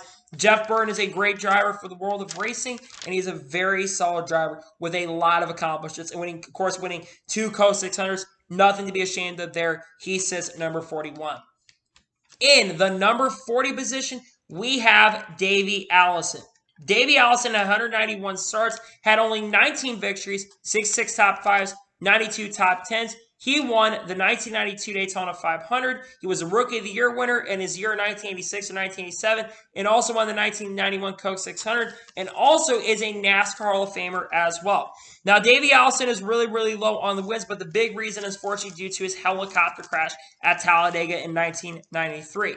During a year where he could have contended for a championship and was an outside contender in 8th or 9th in the points, wasn't really a contender, but was looking to try to defend his championship and his title. He never got an opportunity to do that due to his helicopter crash there. I think Davey Allison could have been a driver that could have won many, many races. He probably would be up there in the 30s and 40s wins. And he probably would have been competing in his late 30s and probably in his late 40s as well. And probably would have been competing up until around the time I became a fan. He probably still be competing when I became a fan, he probably would still be competing. Davey Allison was a really awesome driver who basically had to go through a ton of adversity. He nearly won the 1992 championship, but came up short after getting involved in a wreck at Atlanta Motor Speedway and getting involved in a crash. And Ernie Irvan, unfortunately, was involved in that 4-car, unfortunately. But Davey Allison's impact in racing is really, really awesome. His wife, Liz Allison, knows, and being a NASCAR Hall of Famer, he deserves to be there, and he sits number 40 on the greatest drivers of all time. He'd probably be a little higher. Almost was thinking about putting him higher, so he probably could have had a bigger impact, but honestly, I got to keep him in the 40th position. In the number 39 position, we have the only Parsons on this list, this being Benny Parsons. Benny Parsons had 526 NASCAR Cup Series starts, had 21 wins, had 199 top 5s, 283 top 10s. He was a 1973 NASCAR Cup Series champion. He won the Daytona 500, I believe, in 1975 or 1977. He also is a Coca-Cola 600 winner and is also part of the NASCAR Hall of Fame as well. While Benny Parsons is known for being an amazing NASCAR driver competing until 1988, one other thing that he's really well known for is being an amazing commentator. He is considered to be one of the greatest, if not the greatest, color commentators of all time. Not only was really energetic, but he also brought a lot of analysis in the booth as well. He was very charismatic. Anyone that said that they met Benny Parsons said that Benny Parsons was amazing in person and was a great individual to meet. Benny Parsons' impact in the world of racing will continue on. He unfortunately passed away in 2007. Had he continued, he would have still been continuing racing and basically continued being a TV commentator in 2007. And that was the initial plans when the TNT coverage came around in 2007, but that never really came to fruition. Benny Parsons had a great career, deserves to be in the NASCAR Hall of Fame, and just his impact, not just on the TV side of things, but on the racing side of things as well, is why he's absolutely in this. He deserves to be in the NASCAR Hall of Fame. 21 career victories, winning almost every major event in the 1970s and the 1980s you can. He did a lot of great things, and he sits number 39 on the list. In the number 38 position, we have the first of two Labonte brothers, Bobby Labonte. Bobby Labonte has 729 NASCAR Cup Series starts, had 21 career victories, he had 115 top 5s, 203 top 10s. He's a Cup Series champion in 2000. He won his first career race in 1985 in the Coca-Cola 600. He won the Brickyard in 2000, won the Southern 500 in 2000. He also was a NASCAR Xfinity Series champion, I believe, in 1992 or in 1991. And also a few years ago was inducted into the NASCAR Hall of Fame. I believe in 2019 was inducted into the Hall of Fame. Bobby Labonte, known for being a legendary driver, being known for the Interstate Batteries colors, whose career started off extremely well. We know, unfortunately, the career was basically, unfortunately, fell off near the end of his career. After winning the championship in 2000, that's when his career really started going downhill. He did have a resurgence in 2003 where he ended up getting 2 victories that year, but really after that's when Bobby Labonte really unfortunately regressed to the mean after 2004, and in 2005 did not do great. But he is still racing to this day. In fact, he is competing in modifieds and is contending for a championship in that series, in the Southern Modified Championship. And he also is competing right now in SRX, a season where I think he's an outside contender for the championship in that series this year. Bobby Labonte's impact, he's also done a great job on TV as well, and will be transitioning away from that as he continues to go into the world of racing. And Bobby Labonte sits number 38. In the number 37 position, we have, believe, the Rooster, or whatever his name is, Ricky Rudd. Ricky Rudd had, and also known as Iron Man, Ricky Rudd. Ricky Rudd had 906 starts in the NASCAR Cup Series, had 23 career wins, had 194 top 5s, 374 top 10s. He was also Rookie of the Year winner, I believe, in the 1970s, and was a 1997 Brickyard 400 winner. Ricky Rudd was known for winning at least 1 or 2 races a year. He came close to winning races. He had 2 massive accidents in his career, those coming at Daytona in 1984 and in 2000. But Ricky Rudd was known for basically owning his own organization. He drove for Hendrick Motorsports. And like I said, he basically had his knack for being like similar to a guy like Kurt Busch. He went out there and won like one race every single year. After basically leaving his team in 1999 to go to Robert Yates Racing, he had a little bit of a career resurgence, where in 2001, he ended up winning 2 races and contended for the championship. In 2002, he had a little bit of a regression period in 2002, but he still finished in the top 10, but left them to go to Wood Brothers in 2003. Ricky Rudd's also known for his really, really insane performance, I believe in 1998 or 1999, when he basically drove and basically had no AC in his car and basically was almost dying. But the tenacity and for him to continue racing was just amazing. For him to win and not even get out of the car and not have someone on standby. I think he had someone on standby waiting for him, but he said, nope, I'm going to finish the race. Ricky Rudd ran many, many seasons, had an average of winning 1 race almost every single year. And Ricky Rudd is a near Hall of Famer. I think he should be in the NASCAR Hall of Fame for sure next year. He needs to get in there. But Ricky Rudd with that legendary Tide colors, absolutely killer, absolutely amazing, with 37th on the list. In the number 36 position, we have the other Labonte brother, Terry Labonte, also known as the Rooster, or also known as Iron Man. Terry Labonte had 890 starts in the NASCAR Cup Series. He picked up 22 career victories, had 182 top 5s, 366 top 10s, is a 2-time NASCAR Cup Series champion, those years coming in 1984 and 1996. He's won 2 Southern 500s, those coming as, I believe, his first career victory in 1980, and winning his final Cup Series race in 2003, being the Southern 500, and is also in the NASCAR Hall of Fame as well. Terry Labonte is a driver that was really, really nice guy and had a lot of success. His last really competitive year, like I mentioned, was 2003. He really was starting to regress around 1999 and 2000 after he won the championship in 96. He really never was the same after that, but that's because he was in the Cup Series for a long time. Terry Labonte had a son, of course, Justin Labonte, who also competed in the NASCAR Xfinity Series as well. Never made his jump back up to the Cup Series. But being a 2-time champion, despite only having 22 wins, being one of only, I think, like 10 or 15 guys have 2 championships in NASCAR, that is a massive accomplishment in racing as well. And for Terry Labonte to have 22 wins is great to see. Driving the iconic 5-car for Hendrick Motorsports. He won with every organization he got into when he was in his peak of his career. It really didn't matter. He was able to go out there and win with those teams. He says number 36 on this list, and had a really successful career in NASCAR, and his impact in racing will probably continue for many, many years to come. In the number 35 position, we have Jim Paschal. Now, Jim Paschal is known for the Jim Paschal line. Jim Paschal had 421 career starts, had 25 career victories, had 149 top 5s, 230 top 10s. His biggest accomplishments winning 2 Coco 600 in the early 1960s. Jim Paschal, like I mentioned, is really, really known as a secret. It's really not anything everyone knows, but Jim Paschal is really well known for basically having the Jim Paschal line, where he has 25 career wins, but he really only won 2 Coke 600s and didn't win a championship. Really, everyone says once you get past the Jim Paschal line on your career wins, does not matter how well you are, you're more than likely going to get into the NASCAR Hall of Fame. A very successful driver, nonetheless, was Jim Paschal with 2 Colt 600 victories and competing in a very, very tough and a very, very tenacious field. Jim Paschal, I'm not entirely sure if he should be in the NASCAR Hall of Fame, but I think if you have 25 wins, I think he should be considered for it. I don't know why he's not being considered for the NASCAR Hall of Fame at this point, going down, considering the fact that he's won as many races as he has. But a really, really successful career, nonetheless, for Jim Paschal, and sits number 35 on this list. In the number 34 position, we have Joe Weatherly.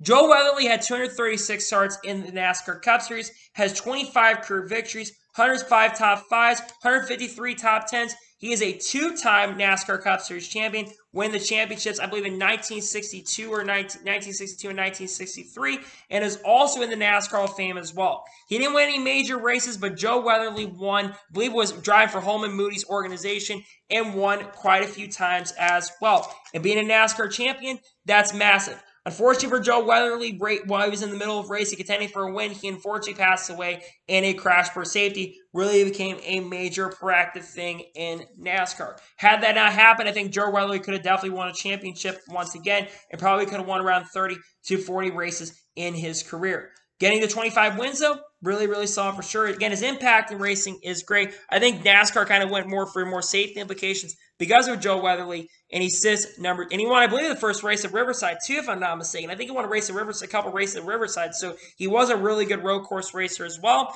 and he sits in the 34th position. In the number 33 position, we have Fred Lorenzen. Fred Lorenzen had only 158 starts in the NASCAR Cup Series, but he won 26 Cup Series races, including winning the inaugural race at Atlanta, won a couple races at Atlanta Motor Speedway. He has 75 top 5s, 84 top 10s, and is a 1965 Daytona 500 winner, and is also in the NASCAR Hall of Fame as well. Fred Lorenzen is also the first driver to have $100,000 earned in a single season as well. The first driver to do that in a single year, winning $100,000, and won a lot of major and marquee events as well. To be as successful as Fred Lorenzen was driving for the Holman Moody organization, he was probably, I believe, their most successful driver that drove for their organization, and he really brought that team up and really helped NASCAR. He was a really popular driver. He brought a lot of fans in. He was a very successful driver in the 1960s, and Fred Lorenzen also, I believe, could try to compete in the Indianapolis 500 as well. To be successful, that's one thing, but to win a lot of races is a great thing as well, and he absolutely deserves to be in the NASCAR Hall of Fame as well with his 26 Cup victories. In the number 32 position, we have probably the most popular driver, one of the most popular drivers in NASCAR history, Dale Earnhardt Jr. Dale Earnhardt Jr. had 631 starts in the NASCAR Cup Series, has 26 career victories, had 149 top 5s, 260 top 10s. He's a two-time NASCAR Xfinity Series champion as a driver in 2004 and 2005. No, 2004 and 2005. 1998 and 1999. He is a two-time Daytona 500 winner, those coming in 2004 and 2014. And he also just got inducted into the NASCAR Hall of Fame a couple seasons ago. Why is Dale Jr. this high on this list despite not being a champion? Well, Dale Earnhardt Jr. not only does he have a major implication why he's in the NASCAR Hall of Fame, Dale Jr. not only has a massive impact by being an amazing super speed racer, he won 6 or 7 Talladega races. He's won a lot of big events. He's also known as winning 15 most popular driver awards and being successful there, and also has a major impact. He's been carrying the sport on his shoulders, unfortunately, since his father's passing, has a really successful Dale Jr. download as well, and has gone on to generally have a lot of success, and is also a 5-time champion, or 6 or 7-time champion as an owner. He won championships with Mark Truex Jr., 2 championships in 2004 and 2005 as an owner. He also has won championships with Tyler Reddick, William Byron. Noah Grayson's a championship contender. He's won with a lot of drivers. He's a 5-time champion as an owner. Chase Elliott as well, among other drivers that have been extremely successful at this team. Dale Jr.'s impact continues to grow. He also is the best commentator in NASCAR currently at the moment. He's a great NBC commentator. I think he should be hired. And Dale Jr., honestly, if he was the president of NASCAR, I think it'd be great for the sport. Dale Jr.'s had an amazing impact for the world of racing in NASCAR. He's not going to be higher on the list, but he deserves to be in the Hall of Fame and sits number 32 because of his impact. In the number 31 position, we have cousin Carl Edwards, the most successful Missouri NASCAR driver of all time. Carl Edwards had 445 career NASCAR starts, had 28 career victories, had 124 top 5s, 220 top 10s, and was also a 2007 NASCAR Xfinity Series champion. And in 2015, won not only the Coca-Cola 600, but he also won the Southern 500 in the same year as well, the 2 longest races on the NASCAR Cup Series schedule. Carl Edwards is a driver that really, I believe, was one of the most unluckiest drivers in NASCAR history. If we had the regular point standings and the Winston Cup era type of points, he would be a 2 or 3-time NASCAR Cup Series champion. Carl Edwards is one of the most really talented drivers out there, one of the most raw talents that came into the teams. When he joined Roush Fenway Racing in 2004, he was already successful from the get-go and was already contending for victories. In 2005, in his first full season, he picked up 4 victories. He regressed in 2006, missing the playoffs, but in 2007, like I mentioned, won the Xfinity Series Championship and won 3 or 4 races in the Cup Series that season as well. In 2008, he went on to win 9 races, which would be the most he would win with Roush Fenway Racing. He came close to winning the championship in 2011 in a tiebreaker with Tony Stewart, but because of the fact Tony Stewart won 5 races and Carl Edwards only won 1, they gave the championship to Tony Stewart. Carl Edwards still be pretty successful, and his last year was 2016, where he nearly won the championship, but due to that crash, he decided to announce his retirement. Now, I personally think Carl Edwards should be in the NASCAR Hall of Fame, But is he going to be in the NASCAR Hall of Fame? That's one thing that's going to be determined by NASCAR, because I think he should be in there, but I think because he left the sport and didn't come back, I know he's been interested a little bit. I don't think that means he's going to come back anytime soon, but I think his impact is, again, he was really, really popular, known, of course, for his backflip. He was a very, very popular driver. He should be in the NASCAR Hall of Fame, in my honest opinion, but it is what it is, and we'll see if he ever gets in. But honestly, I'm not entirely sure if he's ever going to get in. 30th position, we have Rex White. Rex White had 233 NASCAR Cup Series races, had 28 career victories, had 110 top fives, 163 top tens, and was the 1960 NASCAR Cup Series champion, and also was inducted into the NASCAR Hall of Fame as well. I think around 2014 or 2015, joined the NASCAR Hall of Fame. He was very successful in the 1950s and 1960s. I believe he was another driver that drove for the Holman Moody organization and was a really, really successful driver in those times. Being the 1960 champion, being only one time he only won a championship, but there's not many drivers I could say that they're champions of the sport. I also think he won some other races in other respective series as well, and raced in other respective series as well. Getting 28 victories is a really, really impressive statistic as he continues as a driver. Probably will potentially do a lot more stuff. Maybe, well, he's probably dead at this point, but Rex White did have a lot of successful career in the NASCAR Cup Series, and he sits number 30 on my list. In the number 29 position, we have the guy who's been coined as the best thing since sliced bread. We have Joey Logano. Joey Logano so far has 487 career starts and potentially could have the most starts in Cup Series history if he continues long term. He has 29 career NASCAR Cup Series victories, including a win just very recently at Worldwide Technology Raceway Gateway. He has 143 top fives, 247 top tens, and was a 2018 NASCAR Cup Series champion, the Rookie of the Year winner in 2009, and a 2015 Daytona 500 winner. Joey Logano has been a very, very successful driver. He is now 32 years old currently at the moment and has been very successful in the NASCAR Cup Series. Really started off when he was extremely touted as one of the most talented drivers coming up through the ranks in a few years. But at the beginning of his Cup Series career, the first 3 or 4 years of his Cup Series career, he really didn't do much. The first time we really got to see what Joey Logano was capable of was really around 2012, where he got one win. It was kind of a decent contender that year, but never really didn't do much after that. Then in 2013, when the Team Penske made the playoffs, the year finished 8th in the standings, and ever since 2014, he's really become a championship contender each and every single year. So far in the 2022 season, he has scored 2 victories, is in the midst of a regular season championship where he sits 30 points below the points lead right now, and has a shot to get it done. Joey Logano, I think, is potentially going to double the number of wins by the end of his career. Having 29 victories at age 32 is really impressive. If he decided to retire, he will be inducted in NASCAR Hall of Fame, but I think Joey Logano is going to be around for another 10 to 15 years. I think there's so much more that Joey Logano can get done in that respective time. And I think we're going to see Joey Logano continue to do a lot of things in the sport. They're working on a contract extension for Joey Logano as well. Probably by the time you watch this, that contract extension is probably going to be done. He sits number 29 on my list. In the number 28 position, we have Martin Truex Jr. Martin Truex Jr. has 601 starts in the NASCAR Cup Series currently at the moment. He has 31 career victories at the moment, still looking for his first win of 2022. He has 131 top fives, 255 top tens. He is a 2017 NASCAR Cup Series champion. He's a 2-time NASCAR Xfinity Series champion, 2004 and 2005. He's won 2 Coke 600 victories, those coming in 2016 and 2019, and also won the Southern 500 in 2016 as well. At the beginning of Martin Truex Jr.'s NASCAR Cup Series career, a lot of people really doubting Martin Truex Jr. They thought he was only going to get maybe 3 or 4 victories and maybe 10 victories in his career because of the first 6 or 7 years of his career, he really didn't do much. But his really big break came after 2013 when he went over to Furniture Row Racing.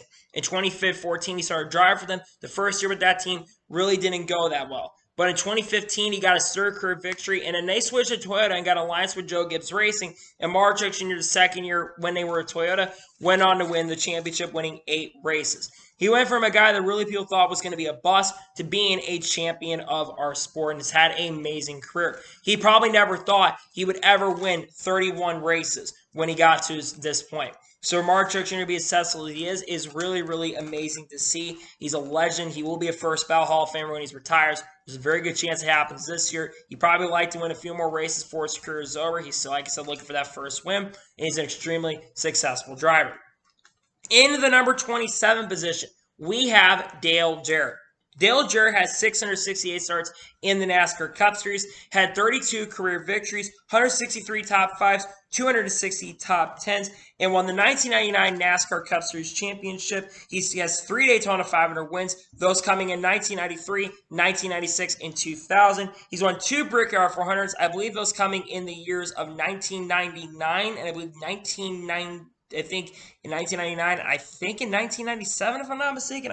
I could be wrong, though. He won the Coco 600, I believe, in the 1990s, and he's also inducted into the NASCAR Hall of Fame as well in 2014.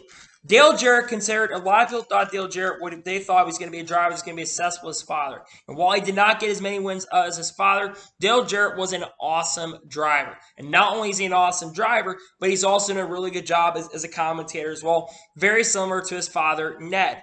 Dale Jarrett is a driver that has still to this day works for NASCAR and NBC. He's been with them really since 2015. And like I said, he's at points been up in the booth and has done a really amazing job. The impact that Dale Jarrett has had is really, really incredible and amazing to see. He is a NASCAR Hall of Famer, a legend of the sport, and he sits number 27 on the list. Known originally for the mustache and driving for Robert Yates, being their most successful driver. He was a really amazing driver.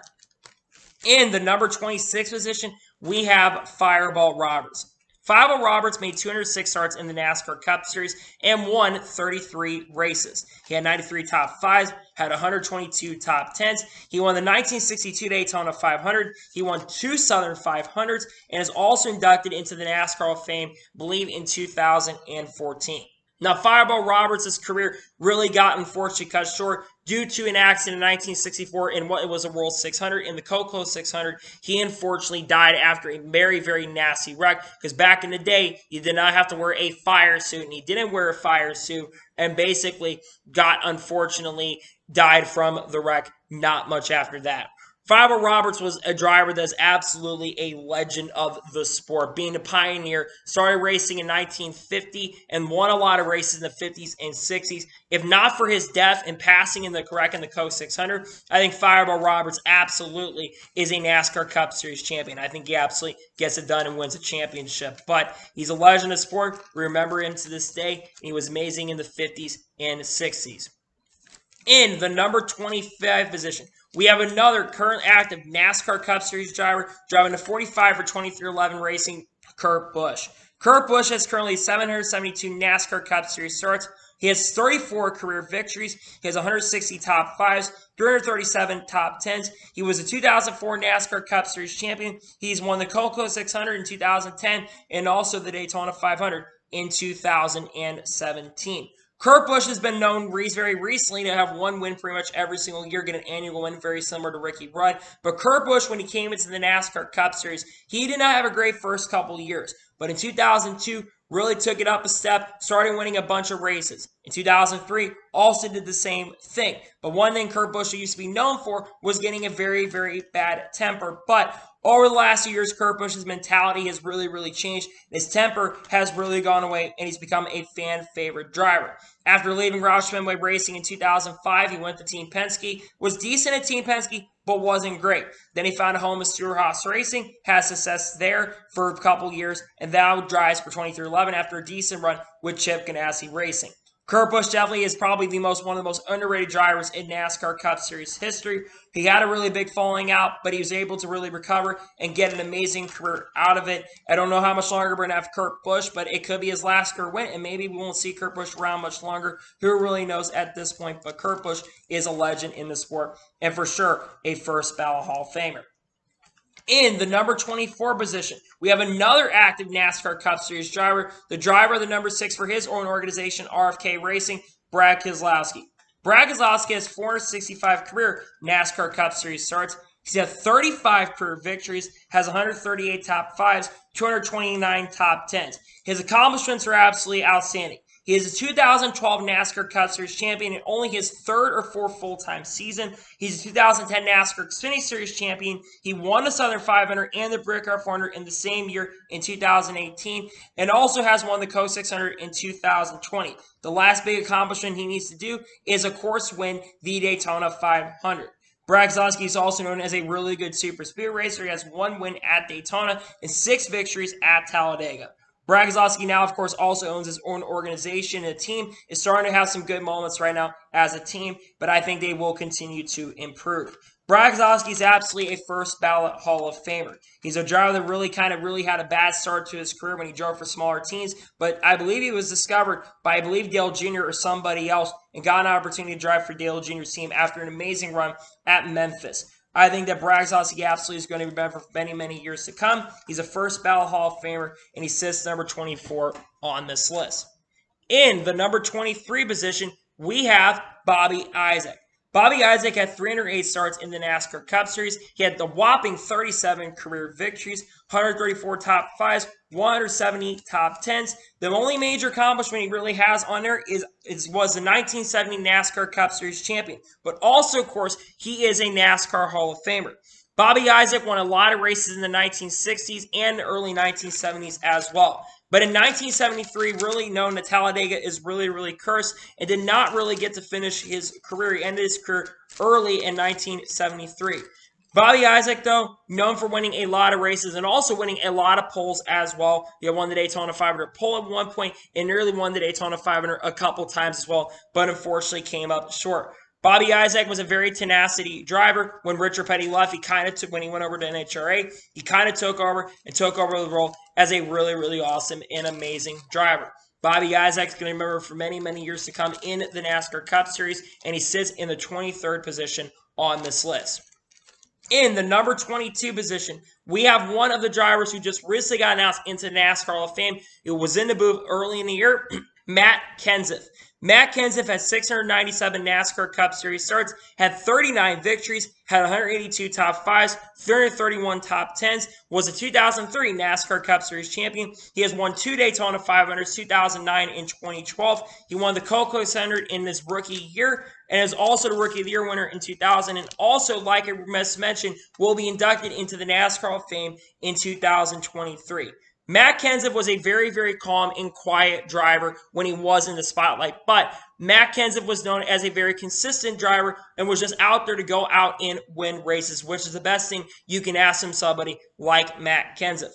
Matt Kenseth got it done behind the wheel on a week-by-week basis, and I know the end of his career did not go very, very well. But he just accomplished consistency in 2003.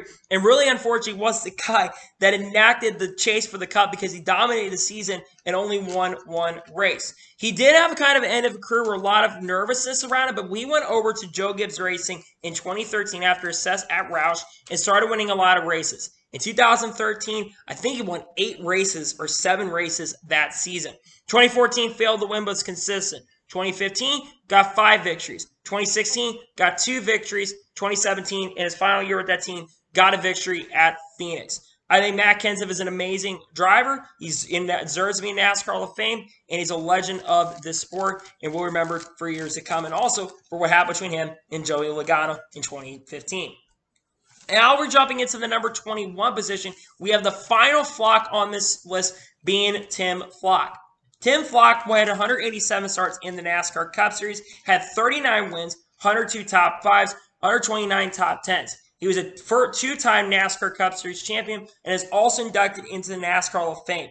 Tim Flock was known for winning a lot of races in the late 40s and the 1950s, but another thing he was known for his pet monkey passenger being Jocko Flocko, being really the only companion on the outside of a driver. You rarely have this where you have 2 guys basically be companions, but basically you had a companion, Jocko Flocko, the monkey, that really helped Tim Flock in 1953 and 1954.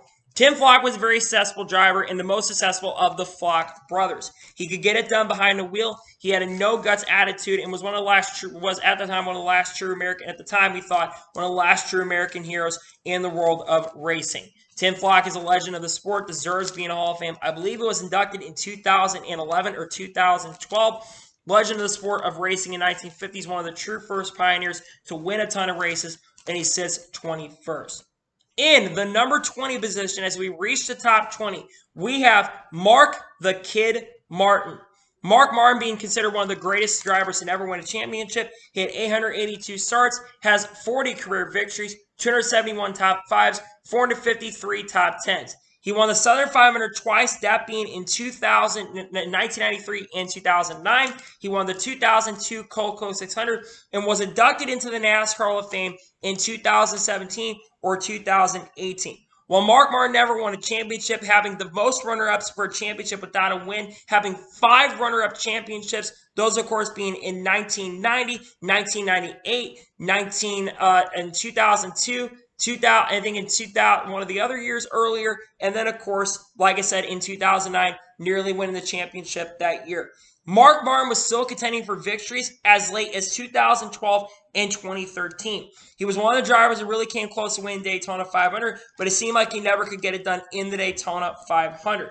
Mark Martin is absolutely a legend, and many people would consider Mark Martin the greatest driver of all time. If you ask a lot of drivers in the NASCAR Cup Series to stay, who would they consider the greatest? They would consider Mark Martin. Mark Martin raced against a lot of legends. Jeff Gordon, Tony Stewart, Dale Earnhardt, the names of drivers he's listed, Jimmy Johnson, a ton of big names, Kyle Busch, Dale Jr., you name it. So many legends and amazing drivers he has gone out and raced against and many times has beat him. He also has won a lot of NASCAR Xfinity Series races while helping his character. Mark Martin's a legend of the sport, and he is amazing.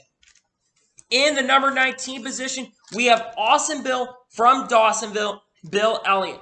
Bill Elliott had 828 starts in the NASCAR Cup Series, scored 44 career victories, had 175 top 5s, had 320 top 10s. His only championship came in 1988, being the only championship he had in 1988. He has 2 Daytona 500 victories, those coming in 1985 and 1987. He won the Brickyard 400 in 2002 and also has 3 Southern 500 victories and was inducted into the NASCAR Hall of Fame a couple seasons ago. Bill Elliott is known as one being, I think, having outside of Dale Jr., I think he had the most popular driver award, almost more than anybody else. And Bill Elliott also was a driver that was really clean on the racetrack as well. Now, he said very recently in a broadcast recently, he said he probably could not race the way he does now, could not race that way now because of the aggression of these young drivers. Bill Elliott is absolutely a legend and a mentor, and has a son that's currently racing in the Cup Series to this day. Bill Elliott won a lot of races in the 1980s. In fact, he is the first driver to win the $1 million bonus. I think he was basically coined Austin Bill because he won $1 million, Winston Million, and also won a lot of other major key races as well in his career. He was a legend of the sport of racing. He deserves to be on this list, and he sits 19th on this list with 44 career victories as an absolute legend of the sport. In the number 18 position, we have Buck Baker. Buck Baker has 635 starts in the NASCAR Cup Series. He had 46 career victories, had 246 top 5s, 372 top 10s. He's a 2-time NASCAR Cup Series champion. He won the Southern 500 3 times, and he was a NASCAR Hall of Famer. Buck Baker is one of the true pioneers of the sport. He began racing, I believe, in 1950, I believe in the Southern 500, and won championships in the mid-1950s. His last win in NASCAR would come, I believe, in 1964 in the Southern 500, and would always stay competitive and keep his way and try to go out there and win. Buck Baker, of course, competed against his son. His last race would come in 1976, I believe the National 500 at Charlotte, so he raced really into his mid-50s. Buck Baker would still keep trying to win races in the 1960s and 1970s, but it really would not happen for him. But he's a true pioneer, a no grits, no give a F attitude. You absolutely love to see it. He's a legend of the sport and absolutely did a lot of great things in the world of racing. He sits number 18 on the list because of what he was able to do and what he was able to accomplish in the sport. In the number 17 position, we have another current active NASCAR Cup Series driver, the driver of the 11-4, Joe Gibbs Racing, Denny Hamlin. While Denny Hamlin has not won a championship, he's had a lot of amazing things done in his career. Denny Hamlin has 594 starts. He has won 48 career NASCAR Cup Series victories. He has 201 top 5s, 308 top 10s. Denny Hamlin has won 3 Daytona 500s, those of course coming in 2016, 2019, and 2020. He has won the Southern 500 3 times, 2010, 2017, and in 2021. And he also just won the Coke 600 most recently this year, a couple of weekends ago. So far in 2022, Denny Hamlin has scored 2 victories. Denny Hamlin has come very, very close to winning the championship. He nearly won the championship in 2010, finishing second to Jimmie Johnson. In 2019, had one of his best seasons going. Unfortunately, an overheating issue and late in the race, too far back behind Kyle Busch, really lost the opportunity to win it there. And 2020 and 2021, came very close to winning those years as well. It doesn't look like he's going to be contending for a championship this year, though he does have 2 wins and a lot of playoff points. He's just got to turn the season around right now. But Denny Hamlin's had a lot of success in NASCAR. Let's not forget that. He's definitely a first ballot Hall of Famer. He probably wants to win a championship to cement his legacy 100%. But to me, Denny Hamlin's absolutely a legend in NASCAR. He's been great since the start of his career. I mean, he won the Bud Shootout in 2006, which really should have been a big indicator that he was going to do something great. He sits number 17 on my all-time list. In the number 16 position, we have Herb Thomas. Herb Thomas had 228 starts in the NASCAR Cup Series, has 48 career wins, 122 top 5s, 156 top 10s. He was the first driver to win multiple championships in 1950, and I believe in 1951 or 1952. He has won 3 Southern 500s and was also inducted into the NASCAR Hall of Fame as well. One of the true pioneers of the sport. He began racing in 1949, I believe in 1950, and from the get-go, started winning races left, right, and center. Winning 48 races, that is one of the highest back in the 1950s, and I believe his last one would come in like 1957 or 1958. But you have to remember back then, too, you could win a lot more races because it's almost a weekly thing of racing. He won a lot of races in the 1950s and deserves to be in the Hall of Fame. One true pioneer to start a sport of many pioneers that began racing. He was extremely successful in NASCAR as a driver, a legend. I believe he also had that legendary Hudson Hornet scheme. I think he's the one who originally drove the Hudson Hornet car as well, which the Hudson Hornet we saw in the cars. People know the legendary Hudson Hornet. But Herb Thomas won a ton of races in NASCAR and did a lot of great things in NASCAR. In the number 15 position, we have Junior Johnson. Junior Johnson has 313 starts, has 50 career NASCAR Cup Series victories as a driver, has 121 top 5s, 148 top 10s. He won the 1960 Daytona 500 and is also inducted into the NASCAR Hall of Fame. He has also won championships with Cale Yarborough and Darrell Waltrip, but has won as many races as you can think of as an owner as well. Junior Johnson, of course, is known for a lot of major things. He's known for a lot of big things in his career. He's known to be very, very aggressive. He's known to be a hothead and had a very successful race career and also a pioneer of the sport and also is a very successful owner. He won everything he probably could get his hands onto, whether he was a mechanic. He worked as a mechanic on the team as well. He was a big hothead and a very, very aggressive individual, but he wanted to go out there and win, and he really cannot blame him. Junior Johnson continues his legacy, continues on. He only passed away a couple years ago, unfortunately, 2019, and I believe his 80s. But he did a lot of things. And of course, he got arrested and was known for being really, really fast. One true pioneer, and he sits number 15 on the list. In the number 14 position, we have Smoke Tony Stewart. Tony Stewart has 618 starts in the NASCAR Cup Series, has 49 career victories, has 187 top 5s, 308 top 10s. He is a 3-time NASCAR Cup Series champion in 2002, 2005, and in 2011. He also is a champion as an owner in 2014 as well, 2-time champion as an owner. He has 2 Brickyard 400 wins, 2005 and 2007, and was inducted into the NASCAR Hall of Fame for the 2020 class. Tony Stewart is absolutely one of the most generational and talented drivers we have ever seen.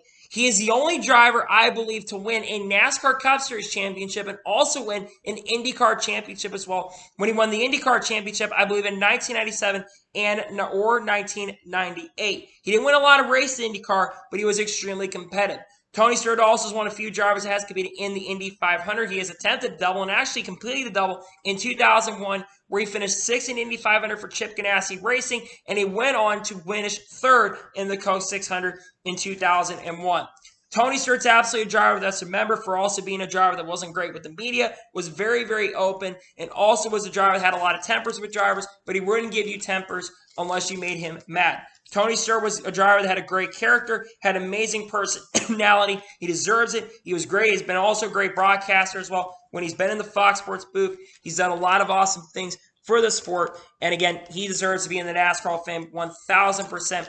Getting inducted, great to see that. He continues to own a team. He's got an NHRA team that's being very, very successful right now. Anything he's been successful with, he's got a really successful sprint car operation. He's been winning World of Outlaws championships as an owner. And Tony Stewart is a legend in the world of racing. In the number 13 position, we have gentleman Ned Jarrett. Ned Jarrett had 352 starts in the NASCAR Cup Series, had 50 career victories, had 185 top 5s, 239 top 10s. He's a two-time NASCAR Cup Series champion, I believe in 1964 and 1966. He won the 1965 Southern 500, which is the largest margin in NASCAR Cup Series history, with I believe a 13-lap margin over second place, and also was inducted into the NASCAR Hall of Fame in 2011. Ned Jarrett raced from 1950 and started winning races even back then, up until 1966 in his 30s. Now, Ned Jarrett could have continued his career after 1966, after winning the championship, but he felt like that I had done enough in my career. And if Ned Jarrett had continued his career like he probably could have as a driver, imagine what kind of accomplishments Ned Jarrett could have probably been able to do. I think Ned Jarrett could have probably won 100 races. I really think he could have, because Ned Jarrett pretty much won everything that he really got his hand on and was a major contender. Not only though was Ned Jarrett impactful in there, he's been also was amazing in the booth. He doesn't work for MRN or any of the groups anymore. Neither does his brother Glenn Jarrett anymore. But Ned Jarrett also has done great at MRN. He's done great on TV. He was with CBS and ESPN for many, many years, and helped bring TV to the light and brought TV to the masses. Ned Jarrett is a legend of the sport of racing, a Hall of Famer, and a legend in racing. He is still alive to this day, by the way, in his late 80s. He'll be turning 90 this year. Ned Jarrett's impact in racing is great, and Ned Jarrett sits 13th on this list, not just as a commentator, but as a driver as well. In the number 12 position, we have the patriotic and the number one guy in the family of the Pettys. We have Lee Petty. Lee Petty had 427 NASCAR Cup Series starts. He had 54 career victories. He had 231 top 5s, 332 top 10s, is a three-time champion of the sport, won the inaugural 1959 Daytona 500 in that three-wide finish. It really got NASCAR talking. Bill France thought of a really big strategy to grow the sport, and also was inducted into the NASCAR Hall of Fame in 2011. Lee Petty is the greatest driver of probably the first 15 years of this sport, from 1949 up to the early 1960s. Lee Petty pretty much won everything, and his genes really got passed down to Richard Petty when it comes to the talent. Lee Petty's career kind of came into a tumble, unfortunately, after a 1961 Daytona 500 qualifying wreck, which really unfortunately took him out. His impact would definitely continue to be known in the world of racing, as well as success carried for many, many years, and Lee Petty just really had just incredible success as not only a driver, but a legend of the world of racing as well. He unfortunately passed away in 2001, but he was absolutely legendary. He did a lot of amazing things, and Lee Petty, after all the great success that he's had, he currently sits number 12 on my list. He's probably a little bit higher, but he did a lot of great things regardless, and is absolutely a legend of our sport. In the number 11 position, we have Rusty Wallace. Rusty Wallace has 706 starts in the NASCAR Cup Series. He has 55 career victories, 202 top 5s, 349 top 10s. He was the 1989 NASCAR Cup Series champion. He won the 1990 Coca-Cola 600. He won the Rookie of the Year honors in the early 1980s and was also inducted into the NASCAR Hall of Fame a few years ago. Rusty Wallace is really Missouri's most successful driver.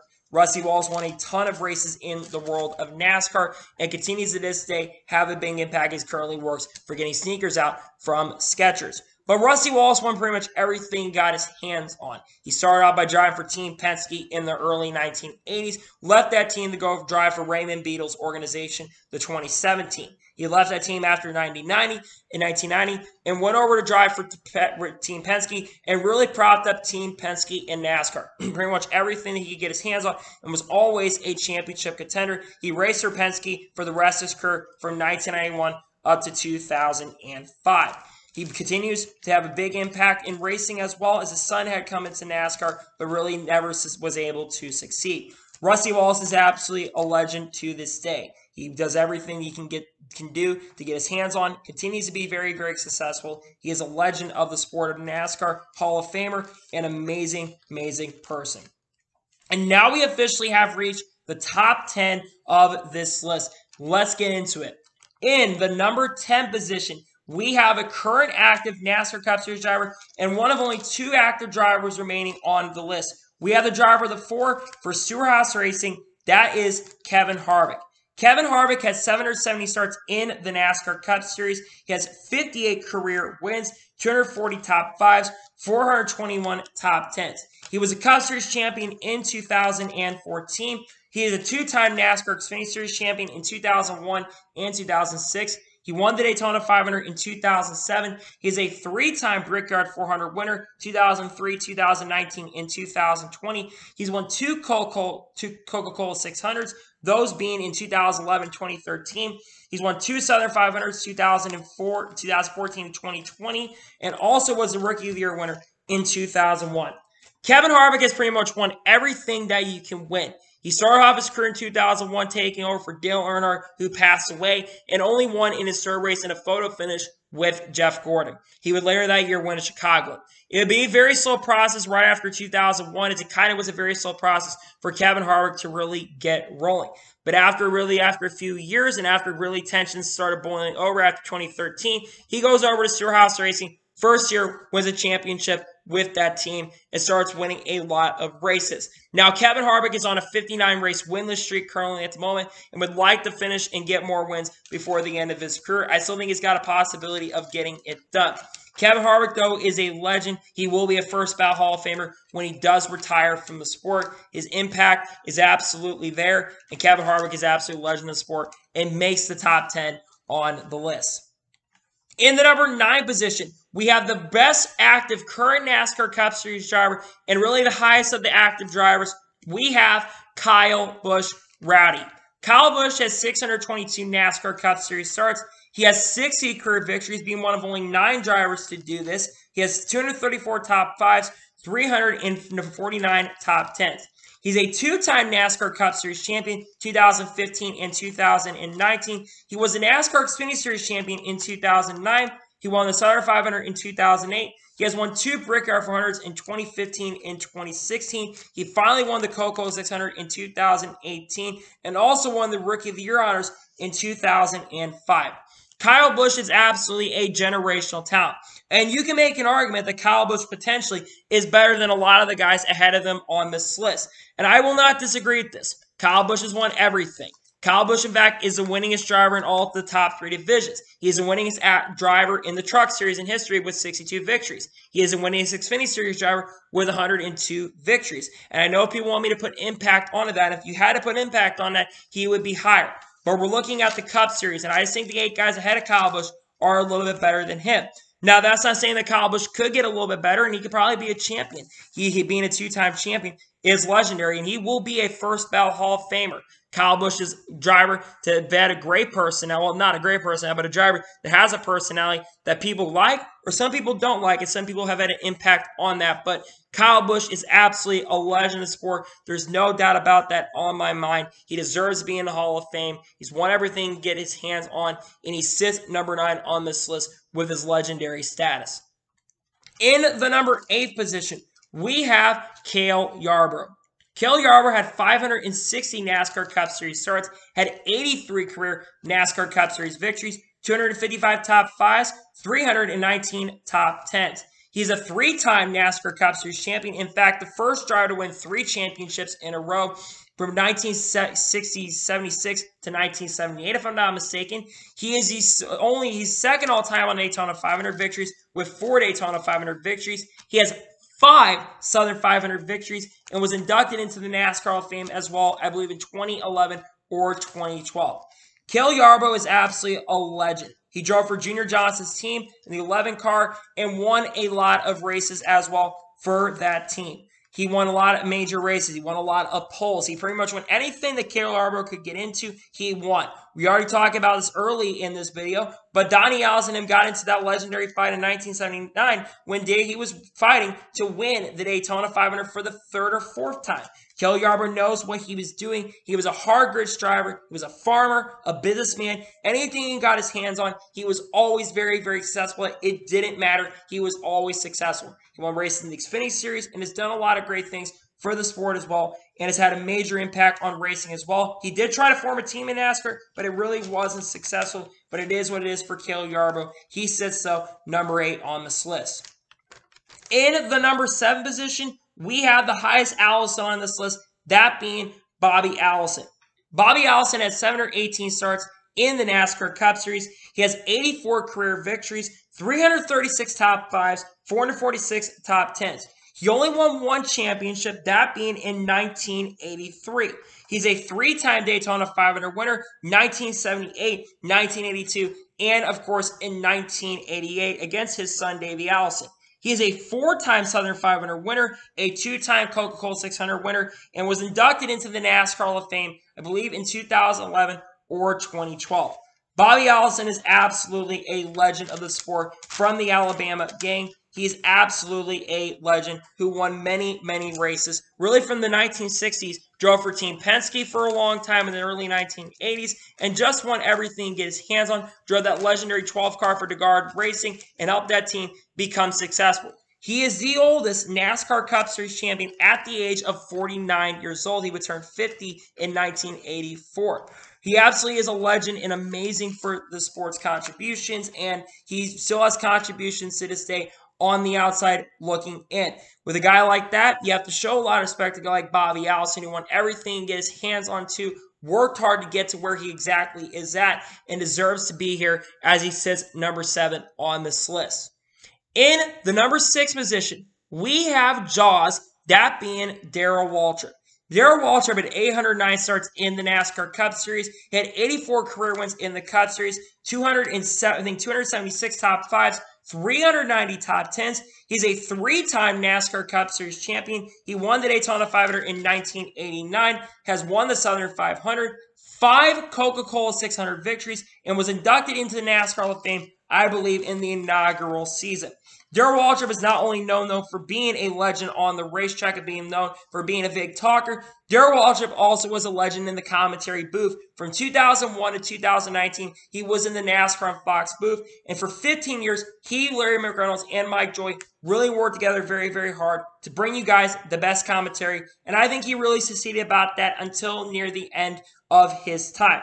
Darrell Waltrip did make a one-off return to the booth in 2021 at Bristol Dirt, and I have to say that Darrell Waltrip really was actually not as bad as we really thought he was near the end. He just kind of fell off near the end, but that doesn't mean on a one-off he really couldn't do anything.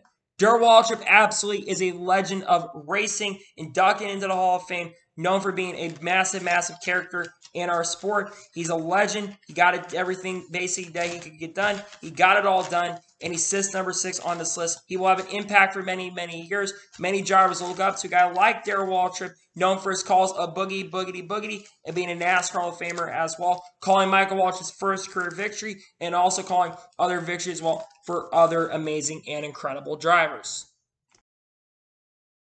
Now we have officially made it to the top 5 best drivers of all time. In the number 5 position, we have the Rainbow Warrior, Jeff Gordon. Jeff Gordon had 805 starts in the NASCAR Cup Series, had 93 career NASCAR Cup Series wins, 325 top 5s, 477 top 10s. He is a 4-time NASCAR Cup Series champion, 1995, 1997, 1998, and 2001. He's a 3-time Daytona 500 winner, those coming in 2000, in 1997, 99, and 2005. He's won 5 Brickyard 400s, 6 Southern 500s, 3 Coco 600s. He was a rookie there in 1993 and was a NASCAR Hall of Famer.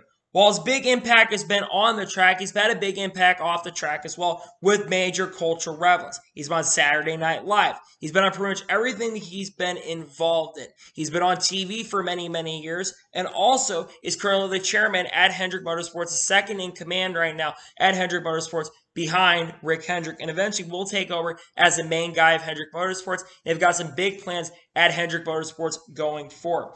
Jeff Gordon is an absolute legend, and I would consider probably on this list the most talented driver in NASCAR Cup Series history. And really a lot of people at the beginning did not think this was going to be the case when he came into the sport. But Jeff Gordon has proven himself time and time again every single year when he was in the sport why he was the best. Now, after his back injury in 2008, a lot of people thought he was not going to be able to do as bad, but unfortunately that back injury really cost him. There was rumors back in 2009, 2010 that he was going to retire from NASCAR because of the back injuries that he was having, but Jeff Gordon got to finish his career in 2015 with a very iconic win at Martinsville. Jeff Gordon's known to win a lot of races at many, many different tracks, a major success for the world of NASCAR, the culture relevance, everything you name it. Jeff Gordon is considered one of the most successful drivers in NASCAR in the world of racing, and he sits number 5. He did not make the top 4. I know it's a little controversial. He's not up there, but he almost made the Mount Rushmore. In the number 4 position, we have the Silver Fox, David Pearson. David Pearson made 574 starts, and in those starts, it's absolutely impressive. He has the second most wins of any driver in NASCAR Cup Series, 105 victories, 301 top 5s, 366 top 10s. He's a 3-time NASCAR Cup Series champion. The only 3 years he ran full-time. He won the Daytona 500 in 1976.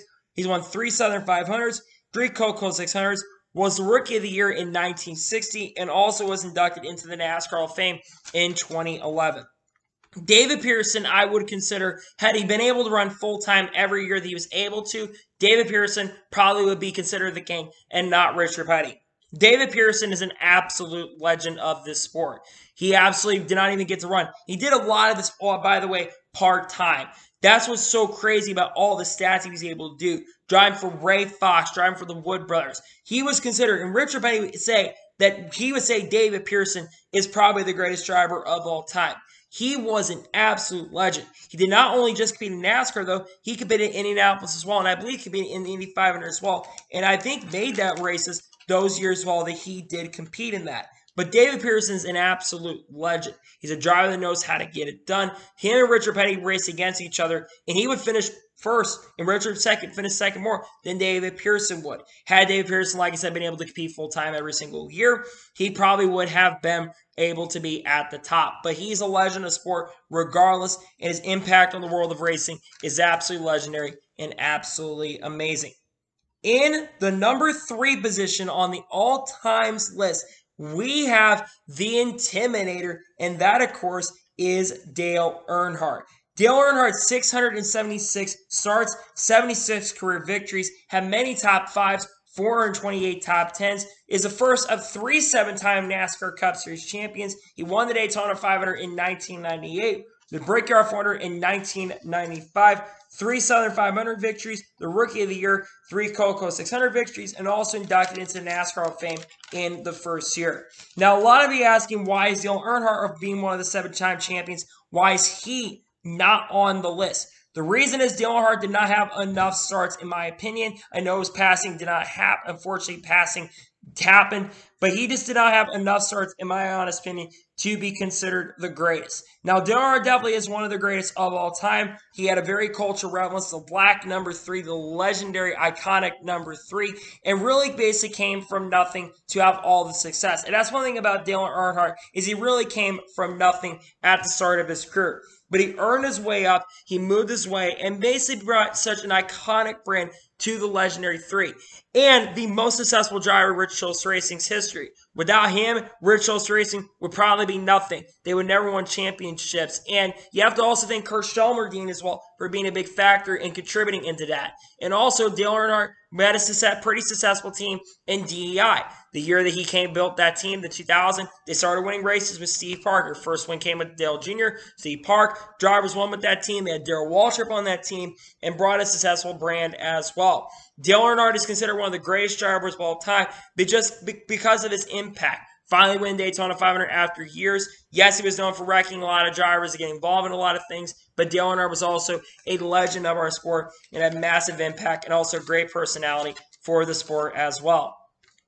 In the runner-up position, and this is going to be extremely controversial, we have the king, Richard Petty. Richard Petty had 1,184 starts, 200 wins, 555 top fives, and 712 top tens. He is the second of the three seven-time champions on our sport. He won the Daytona 500 7 times. He's won the Southern 500. He's got 2 Coco 600 victories, was a Rookie of the Year honoree, and was also inducted into the NASCAR Hall of Fame as well. And a lot of people are going to ask, so Richard Petty has the most of the polls, most top fives, most top tens, and most wins. How is he not considered the greatest of all time? I'm going to explain this very, very well. Richard Petty, yes, won a lot of races, but there's a lot of factors you have to understand compared to the guy we're going to talk about.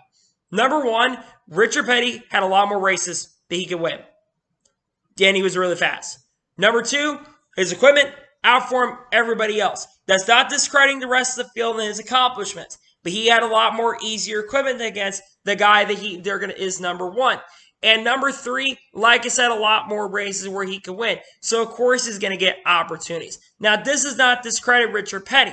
Richard Petty's absolutely a legend in the sport. I think he's absolutely considered the GOAT. A lot of people consider him the GOAT. I think a lot of people are going to consider him the greatest of all time.